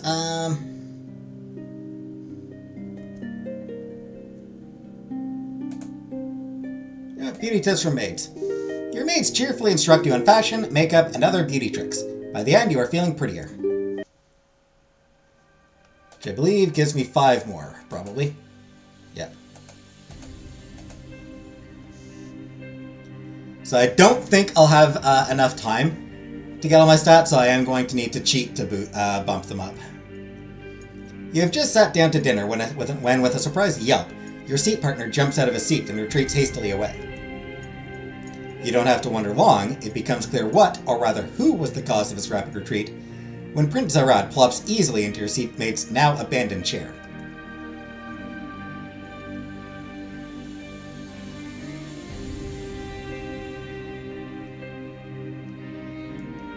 Good evening, Lady Nicole. You have no idea how difficult it is to arrange to spend some time with you. I think your butler still hasn't forgiven me for keeping you out late. So you have taken to terrorizing other men away from me with brute force? Who? Him? He nods towards your former seatmate, who is still sending alarmed looks towards the prince. He gets terrible wine breath. Trust me, I was doing you a favor. Somehow, it doesn't surprise me that you think bestowing your presence on some poor, unsuspecting lady is doing them a favor.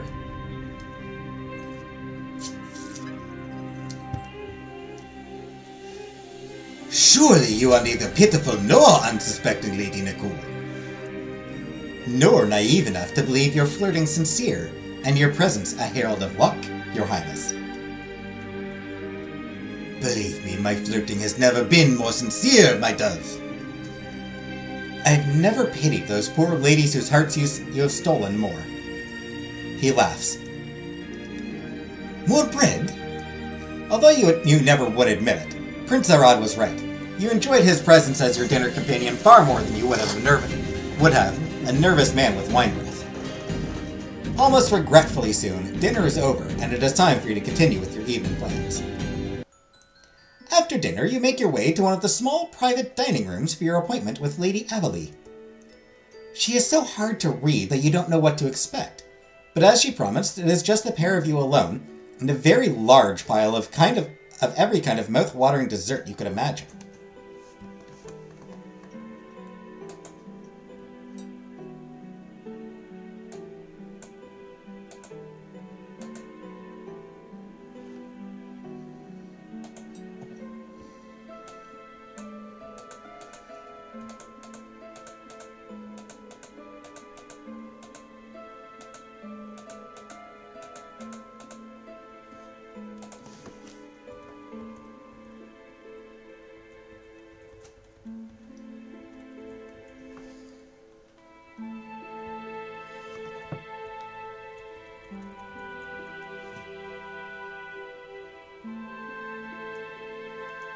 If you ever doubt our friendship, just know that I am putting off watching Bridgerton until you finish your stream, and I really want to watch it.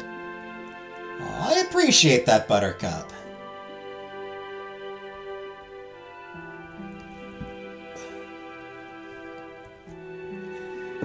Good evening, Lady Nicole. I'm so pleased you agreed to my little invitation. I've been so looking forward to the chance to get to know you better.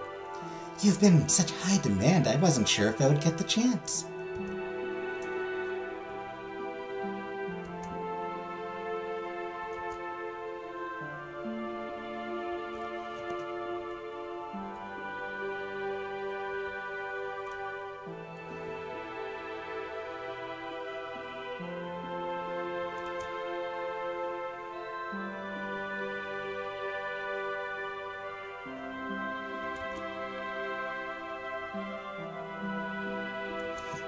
On the contrary, I always thought you were the one in such demand I would never get to know you, Lady Amelie.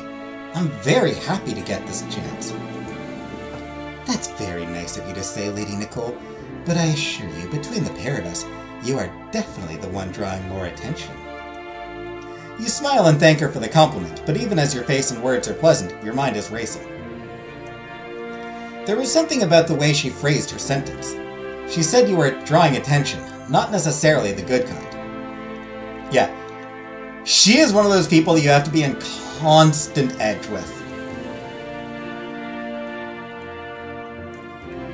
Because, like, her words have meanings within meanings. Was this more like the letter? Some sort of oblique warning of danger? Maybe even a threat? I promise you, if it were up to me, I would be redirecting all the attention to you.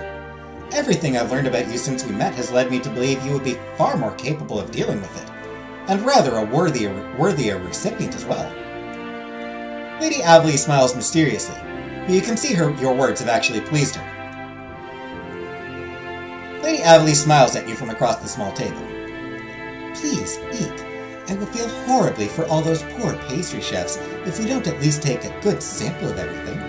I highly recommend the chocolate and strawberry tarts myself. You make yourself a small plate of the food and take a few scrumptious bites. Scrumptious! People don't say scrumptious enough. Scrumptious is a good word that just does not get used enough. Great word. It's very good. Whatever you can say about the summit, no one can insult the food. I may have heard more than one person mention they are tempted to just live here at the Isle forever, as long as they can keep eating so well. Although I doubt the servants go to so much trouble when the summit isn't going on. Still, they are clearly masters of their crafts, which I find very admirable. I don't think there's very much point in doing something unless you are going to do it very well. Maybe even the best. Don't you think, Lady Nicole?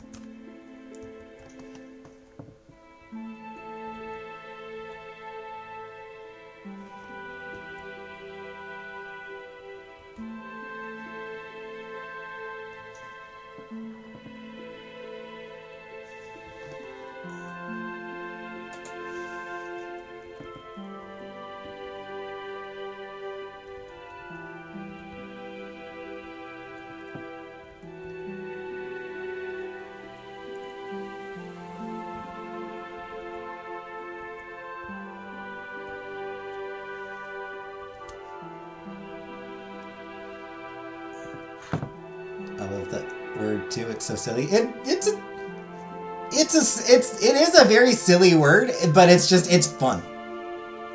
Perhaps it's not as easy for everyone to find the things they're good at. I can certainly admire those who have a gift and talent, like the chefs of the Isle.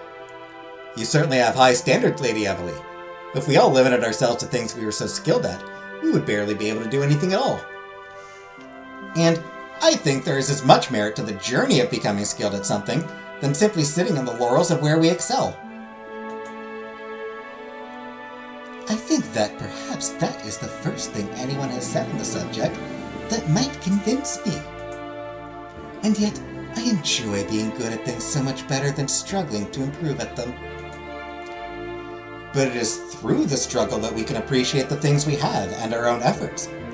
It would be hard to do either if everything we cared to attempt we were flawless at from the beginning. I already was convinced you were unusual and interesting, Lady Nicole, and yet I'm beginning to suspect I underestimated you. Lady Evely smiles as if you were talking of nothing more than which was your preferred dessert. Here I came hoping to get to know you better, and I spend our time talking of pastries.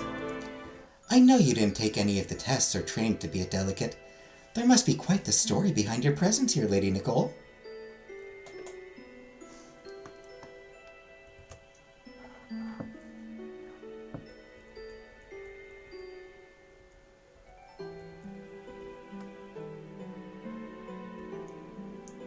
Seems it doesn't really matter what we choose here. Or maybe it did.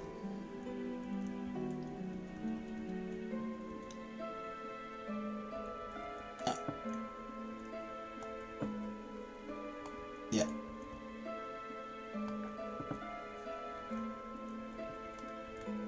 Alright, so it doesn't matter which background we choose here, actually.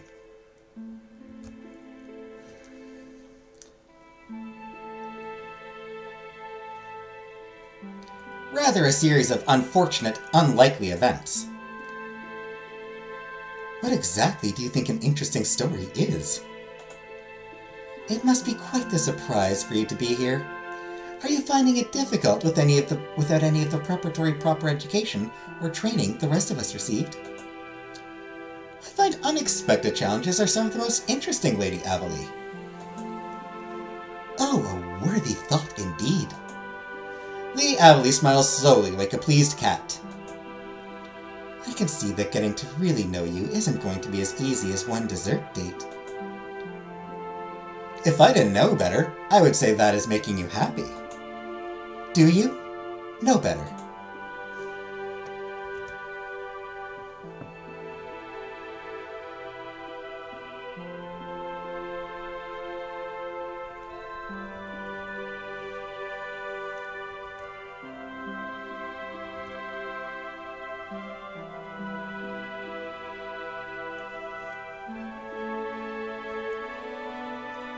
Another one where I'm not sure if it actually matters which one we go with.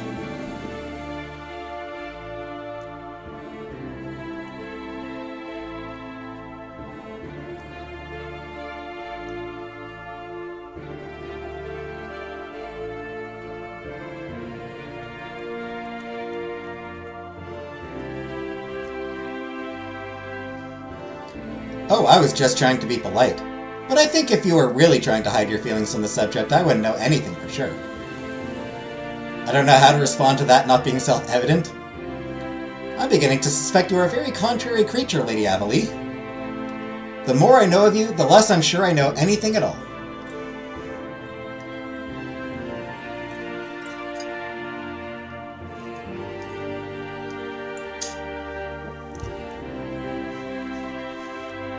I actually like this one. The more I know of you, the less I'm sure I know anything at all.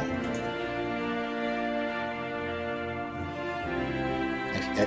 I'm beginning to suspect you are a very contrary creature, Lady Evely. Yeah. I like that. I do like that one, actually. I'm beginning to suspect you are a very contrary creature, Lady Evely. If the poets are correct, such is the nature of a woman. I think even the poets would struggle to immortalize you, Lady Evely. A worthy compliment if I ever heard one. Well, this has been a delightful way to spend an evening. We shall have to do it again sometime soon, Lady Nicole.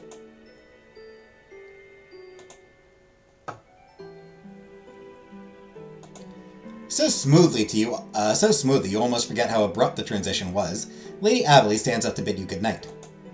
It has certainly been interesting. Yes, and you would be surprised how rare that is true. Good night, Lady Nicole. Take care of yourself and rest well. It would be a pity if you weren't at your best tomorrow. Good night, Lady Averley.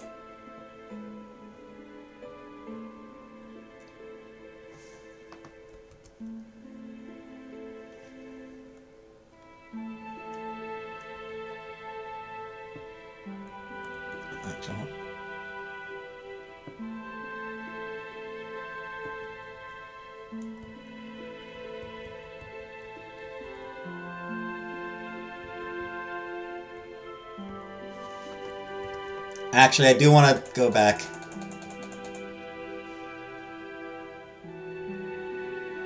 I'm going to go with this one. The more I know of you, the less I'm sure I know anything at all. Because this improves our friendship with her. This improves our friendship with Averley. And I like being friends. Now that can't be true. You seem like one of the least less knowing people I've met. I think it's smarter to plead genuine ignorance than to act on incorrect assumptions. Although someday I hope I will be able to honestly claim to understand you. At least some. Perhaps you will. I'd give you better odds than most. Well, this has been a delightful way to spend an evening. We shall have to do it again sometime soon, Lady Nicole. So smooth that you almost forget how abrupt the transition was, Lady Averley stands up to bid you good night. It has certainly been interesting. Yes, and you would be surprised how rare that is true. Good night, Lady Nicole. Take care of yourself and rest well. It would be a pity if you weren't at your best tomorrow. Good night, Lady Averley. You make your way back to your room, your head filled with the conversation you just had, trying to weigh what of what was said. What of what was said was true, what was partially true, and what she just wanted you to think was real. Hey, Christina. It wasn't the most relaxing way to spend an evening, delicious dessert aside, but you feel more knowledgeable about people and a little better prepared to think and respond quickly. Delectable dessert successfully completed Averley's first friendship event.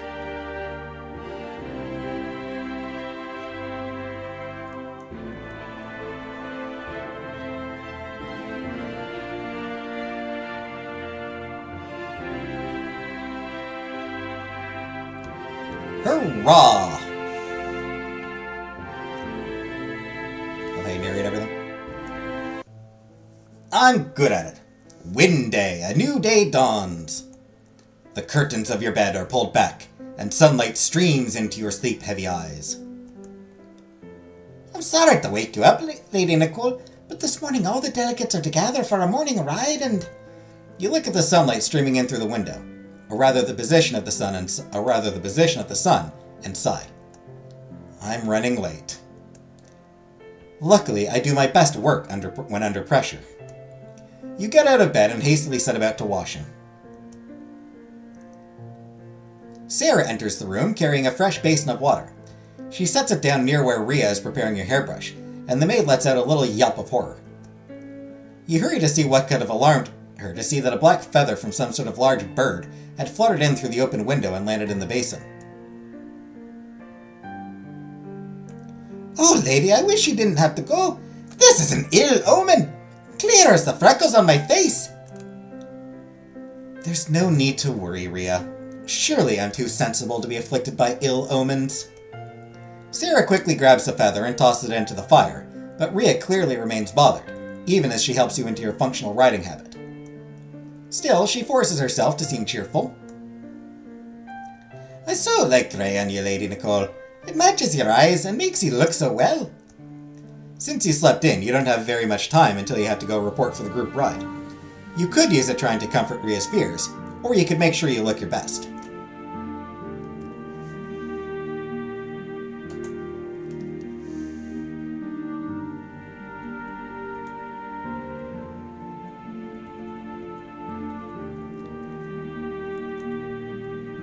As long as I'm going to use, the kind of burned your retinas, waking up. Yeah, waking up, yeah.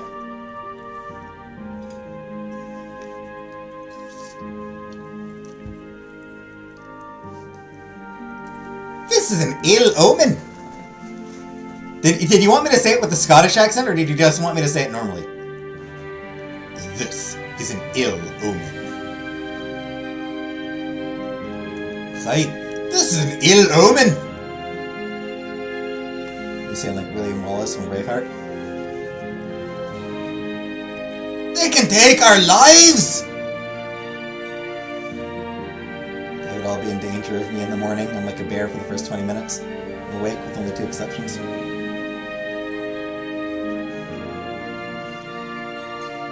Since I am going to be cheating anyway, comfort Rhea. I wish you could stay. At least somewhere I could keep a watchful eye on you. Sadly, we both know the only thing that attempt would accomplish is turning the head butler purple. I can't miss the ride, but I can promise I will make every attempt to be careful and take no risks. Please do. I would be so upset if something happened to you, Lady Nicole. Rhea looks slightly placated, and Sarah gives you a small grateful nod. Jasper quietly knocks on the door before letting himself in. Lady Nicole, it's time to go. Everyone is gathering in the gardens for now. The accent adds a little something something. You can't get away from the Scottish accent if you want to. No, every accent I try ends up drifting back towards Scottish. I feel like any accent I try to do is going to drift back towards Scottish.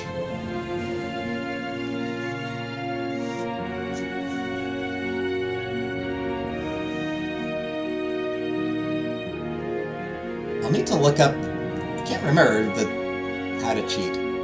Can't remember what I need to press to cheat. Thanks to the efforts of your servants, you arrive precisely on time. Which is to say, right in time to see about half of the delegates milling around aimlessly, while waiting for the other half to dignify the event with their appearance.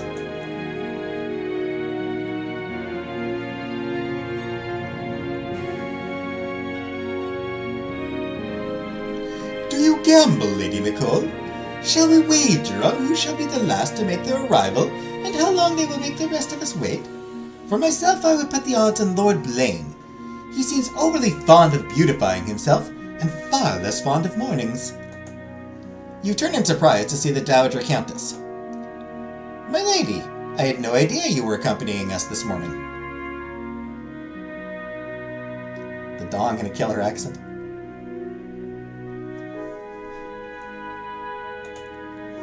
Sadly, no, I no longer ride. I shall spend my morning waiting here in the garden and keeping company to any who return early. I do envy you all, though. I used to love to ride.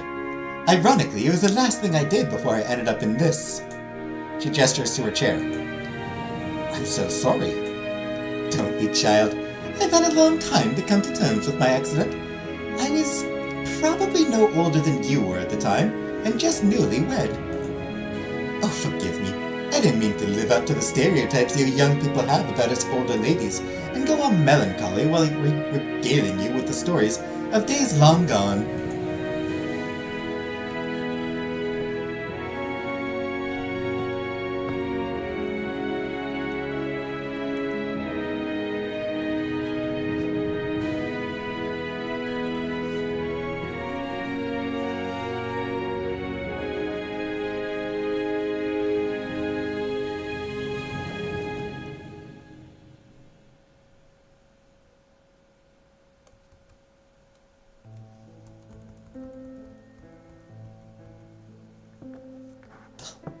Jesus Christ.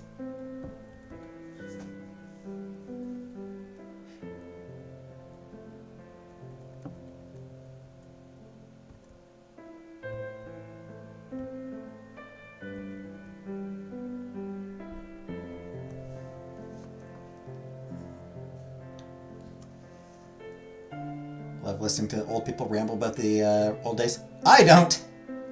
Thanks, Christina. I think there is much to be learned from the stories of days long gone, Lady Yvette. Melancholy or no, melancholy or not, so long as they are true.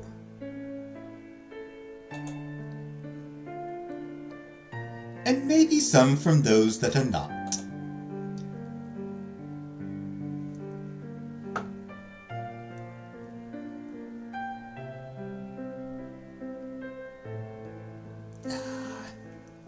I don't know how to do it.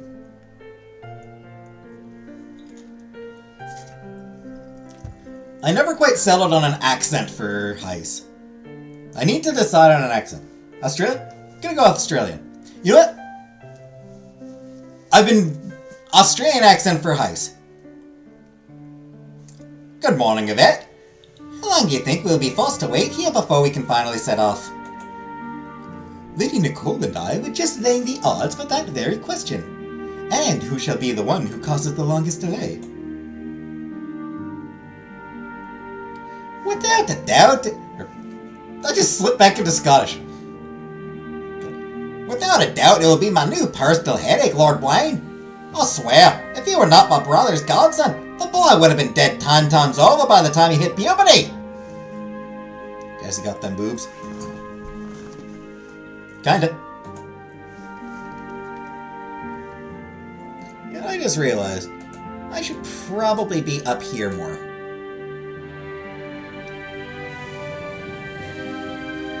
I'm moving myself up to the. I'm in the wrong corner. I've been in the wrong corner all episode. It really meant that they wouldn't hide behind another. Oh, jeez.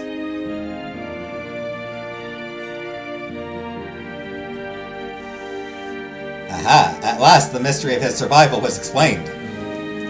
The odds of the female chaperone's guess proving correct increased as more and more latecomers made their way into the gardens, including Princess Gisette and her brother Prince Durod.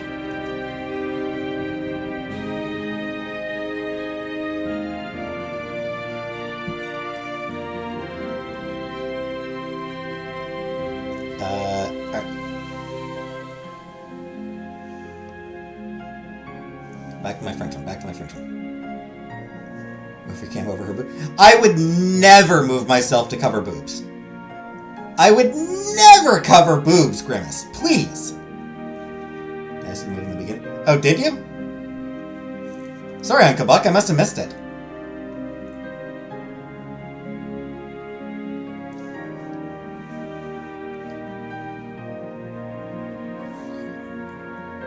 Good morning, Lady Nicole. You are looking very well this morning. Isn't she, Gerard?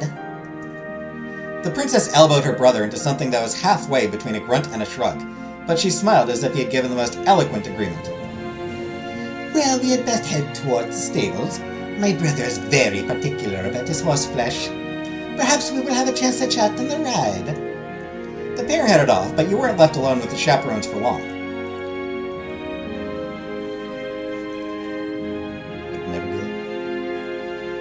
Oh shit, she was...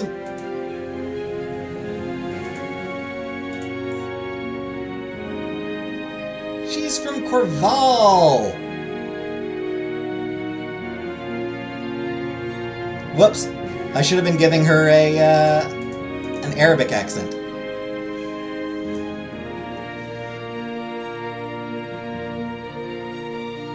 Good morning, Aunt Jocelyn. Please tell me you are torturing Lady Nicole and the good Countess with your soliloquies on the latest trends in silk.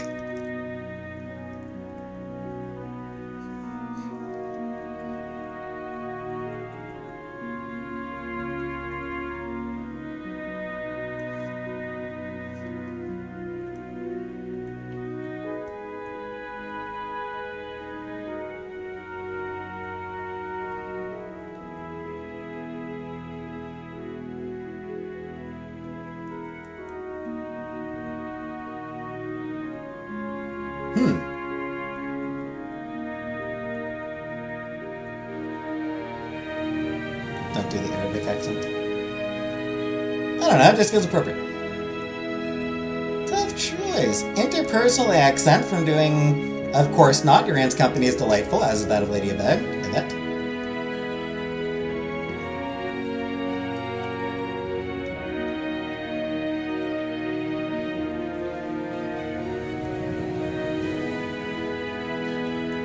I see I finally found your limit, Prince Zarad. You flatter and flirt with every woman except the ones you are related to.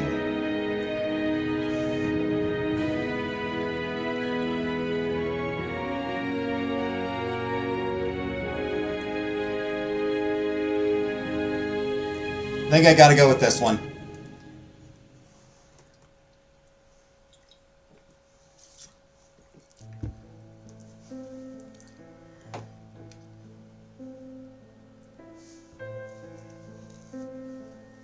Gonna go with this one, yeah. I see I have finally found your limit, Prince Arad. You flatter and flirt with every woman except the ones you are related to.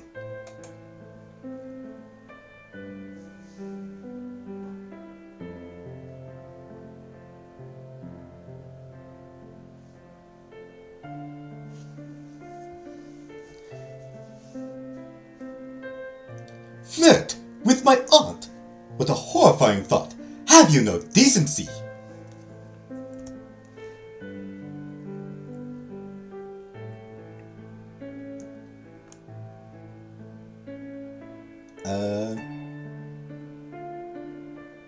Shit, how do I do an Arabic accent for a woman? I told him when he was 12 if he did not stop being ridiculous around me, I would tell the Empress to marry him to the most meek bride she could find. Now he just tells me gossip instead of false flattery, which works out much better. You'd be surprised the horror the prospect of a meek, obedient bride can produce. It is then that Lord Blaine stumbles out bleary-eyed and scowling, but to the disappointment of Lady Yvette and Princess Jaslyn, he is not actually the last delegate to arrive. She's his aunt? Yep. That honor goes to one of the female delegates from Revere, who decided that the finishing touch to her routine should be a hat filled with colorful feathers at least a foot high each. Now that everyone was assembled, you were all herded towards the stables.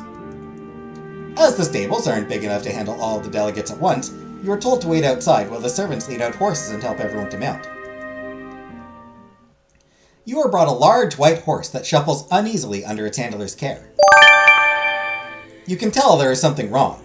The way the horse is prancing and tossing its head is a sign the horse is distressed, but when you bring up your concerns with the handler, he shrugs and insists the horse is fine, just a little spirited. You do your best to calm the horse before you mount, but you can't help but feel uneasy. Because of the difficulties making your mount stay still enough for you to get on, you are one of the last delegates to mount. Led by the surprisingly agile rider head butler, most of the rest of the delegates are already riding on their way to explore the grounds.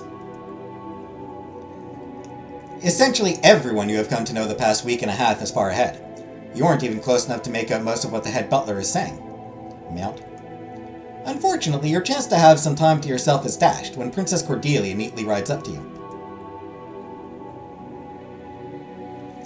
You would think that with all of their experience, the staff would be better at organizing these events. But I have found the self-introductions and now this ride rather sloppily executed. How do I do a posh Australian accent? Good I might. Throw a little shrimp in the bowl.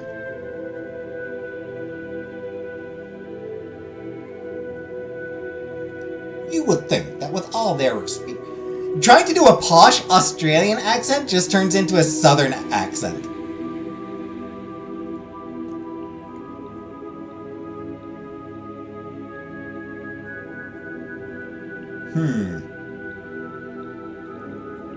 British accent it is. You would think that with all their experience, the staff would be better at organizing these events, but I have found the self-introductions and now this ride rather sloppily executed. I wonder if they expect those of us who prefer a more leisurely ride to simply educate ourselves on the environs and dangers they seem so concerned about. Not to mention the inherent danger in the group separating. If something were to happen with this lack of organization, how would they expect to respond? This ride rather sloppily executed. Posh Aussie sound almost British anyway. That's what I was thinking. Are things usually more carefully organized in heists? I confess that would surprise me a little.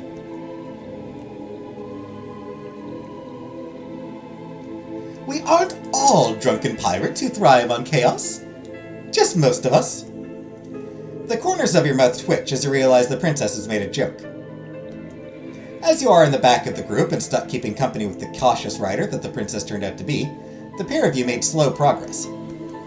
The front of the group gets more and more distant, and most of the people who are riding near the back with you are poor riders, spending most of their concentration on staying astride. At least it is nice weather for a ride.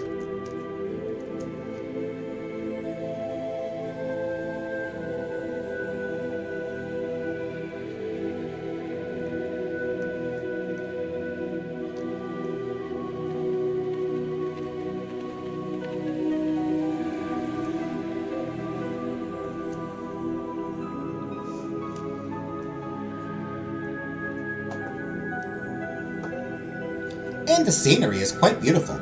The Isle is really a very lovely place. Yeah, this lady, you just gotta talk, you gotta be, like, polite and talk about nothing of any importance at all.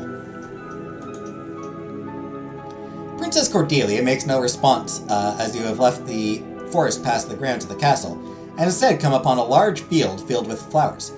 The princess gasps in pleasure. Oh, how lovely! A few of the delegates have dismounted in order to get a closer look at the flowers, and Cordelia quickly joins them, smelling the flowers happily. Your horse, on the other hand, has been getting harder and harder to control. Even your easy pace has caused it to sidle and twitch. You are afraid if you dismount, there will be no chance of getting back on. You are considering the merits of getting off versus staying on, when suddenly there is a loud banging noise that echoes through the meadow. Auntie is visiting from 7 hours away, so I'm in and out. Yeah, that's fine, Shelley. I hope you're having a wonderful time with your aunt. Before you can stop it, your horse is racing off, wild and out of control. Flustered by the sudden wild breakneck pace of the horse, you are unable to remain calm. No, my poise failed! Your eyes widen with the beginnings of panic as you realize that your horse is wildly racing not through a peaceful meadow, but straight towards the island's cliffs. The horse is headed right towards the edge and makes no sign of slowing, let alone stopping. You can't help but feel a wave of terrified panic at the realization you are rushing straight towards what could only be a painful, terrifying death.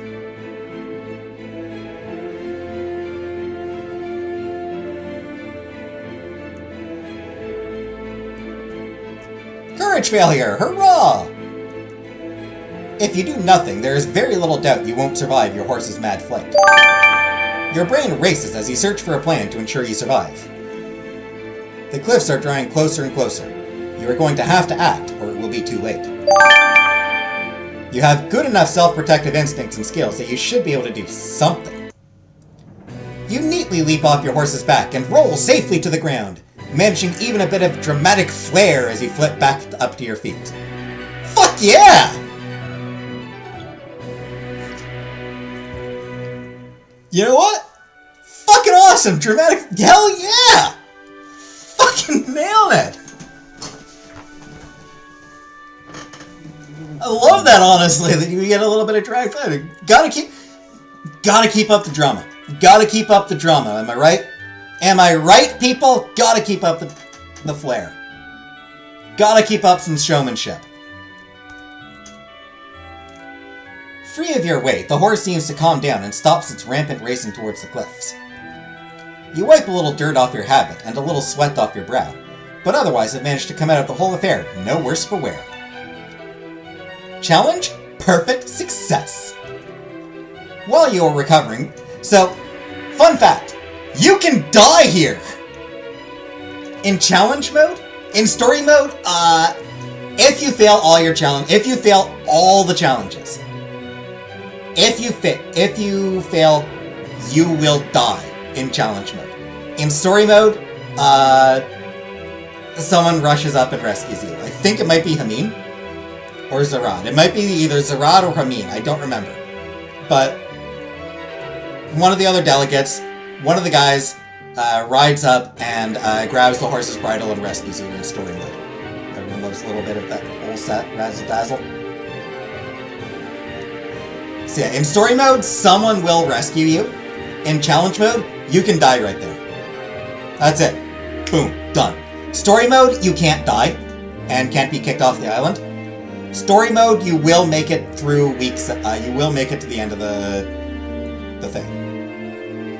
In story mode, you will make it to the end of the summit no matter what. Challenge mode, you can lose, you can die.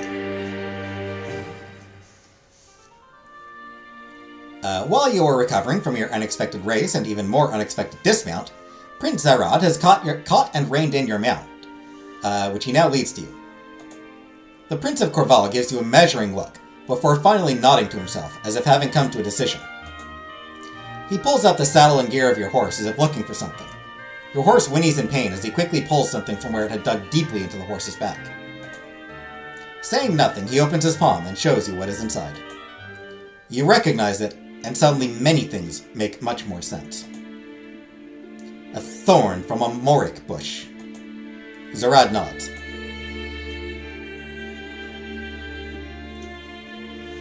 Also known as the fire thorn. You know enough of the thorns to know that when embedded in flesh, they grow increasingly painful. When it's stuck in an animal, they grow more and more erratic, like your horse. You think someone put it underneath my horse's saddle, deliberately.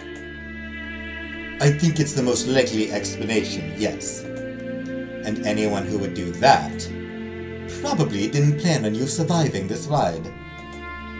You swallow. It wasn't exactly fun when your near-death experience seemed like an accident. Now that you know it was almost surely an assassination attempt. I'm glad you can take care of yourself, Lady Nicole, but I really hope you don't have to ever prove it again like you did today. You have an enemy. I don't know who it is, but to arrange this at the summit, they are powerful. Listen, it's for the best if you don't mention the truth of your accident to anyone. It will only bring you more of the wrong kind of attention. It will make you and the summit look bad, which in turn will make people unhappy. When we don't have any evidence, or even any good suspects, there is little a public outcry will do but make you look like a target. It is better if we look into the truth of what happened quietly. For now, Nicole, please just be careful. Your mind filled with racing thoughts of what had happened and what you should do about it, the rest of the ride is a blur. A new horse was procured. Prince Arad explained to everyone else you had had a bit of an accident and were a bit shaken up, but you were fine. You looked to see if anyone looked disappointed that you still lived, but everyone looked relieved you were safe, concerned about you, or, at the worst, indifferent.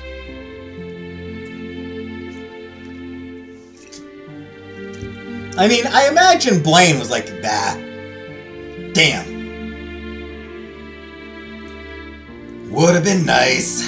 Lord Blaine probably been like, that would have been nice. Ah, well. Your mind is still in a disordered mess when the ride is over, and you return to your room. It is strange that Rhea and Sarah aren't there to greet you and help you change out of your riding habit, but when you catch a glimpse of Jasper's pale, tight face, somehow you know. He knows. And he probably sent the maids away so that he could talk to you in private. My lady, are you well?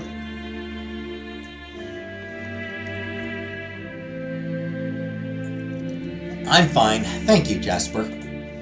You smile bravely and Jasper nods, knowing you aren't as fine as you are pretending, but accepting the pretense anyway. I am very glad, my lady. How did you know? Do you know? Prince Arad advised me against telling anyone, and I don't think he did. Prince Arad is correct, and I am grateful for his help and his advice. It will be far easier for me to look into this matter if we keep it quiet, and it will cause less trouble for you. It is only until after he has moved to pace across the room that you realize he has neatly dodged your question. Rhea and Sarah will return soon. For now, I can only advise that you go about your week here as if nothing has happened. It will send a better message to whoever plotted this than blind accusations or distress ever could.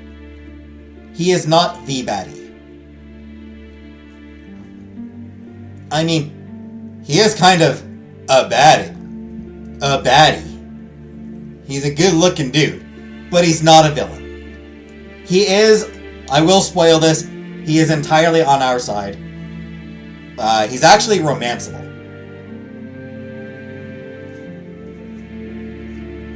Jasper is actually a romance option.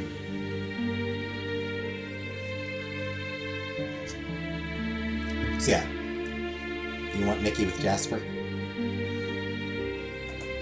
You nod and prepare to go about the rest of your day. You are making your way back to your room after dinner when a familiar, enthusiastic face brightens upon spotting you. Nick, I found you at last! I feel like I haven't seen you all week! She briefly pouts before breaking out into laughter, unable to hold the exaggerated expression. Have you been looking for me, Prince? She frowns at your formality and you quickly correct yourself. Anna? If it were up to me, I would always be looking for you. You are much prettier and more interesting than anyone else here.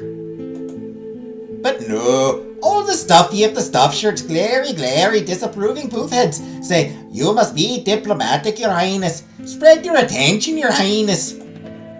So I have been good and tried to make sure none of my girls are too quick with the stabbing. She sighs dramatically. My detective skills are a bit skewf. Not shocked that tracks. I like pointing and accusations though. Fair. But I don't like it. Maybe I should just kidnap you and run off somewhere. I don't think you would be very happy anywhere outside of Skalt, Anna. Maybe Heist, I suppose, but I heard a rumor you get seasick. And Mother won't welcome me back to Skalt unless I do my duty here. You are right, Nicole. I will try to be patient. But you, Nick, I heard you had an accident yesterday. If I am to be doing my duty and not spending all my time with you, you are going to have to take better care of yourself. I would be very sad if something happened to you. I would be sad if something happened to me too. You are definitely the best part of all this diplomacy, Nicole. At least I finally got to see you. Maybe now I have the energy to be nice for the rest of the week. Day. Evening. You laugh at Anna's puppy eyes, but say your goodbyes as you both have evening plans. Plans you are running late for. Do my duty.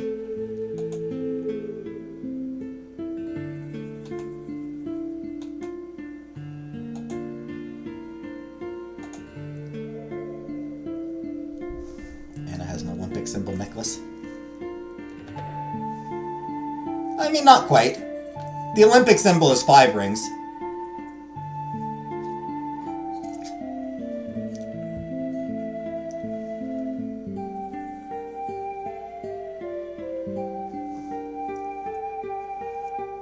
Alright.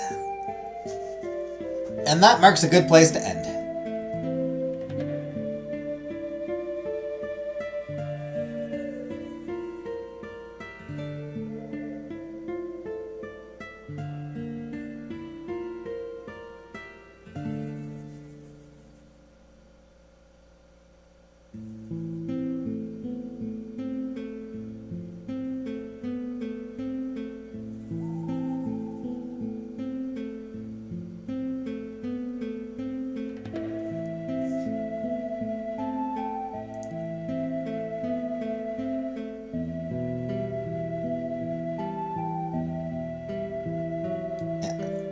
Alright.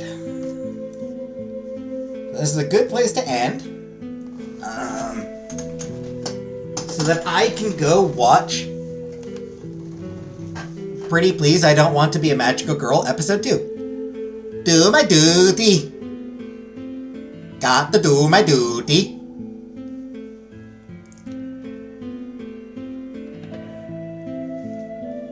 You should go do your duty. Duty.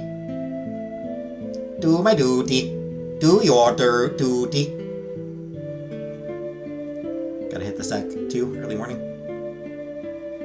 You're welcome, Catherine.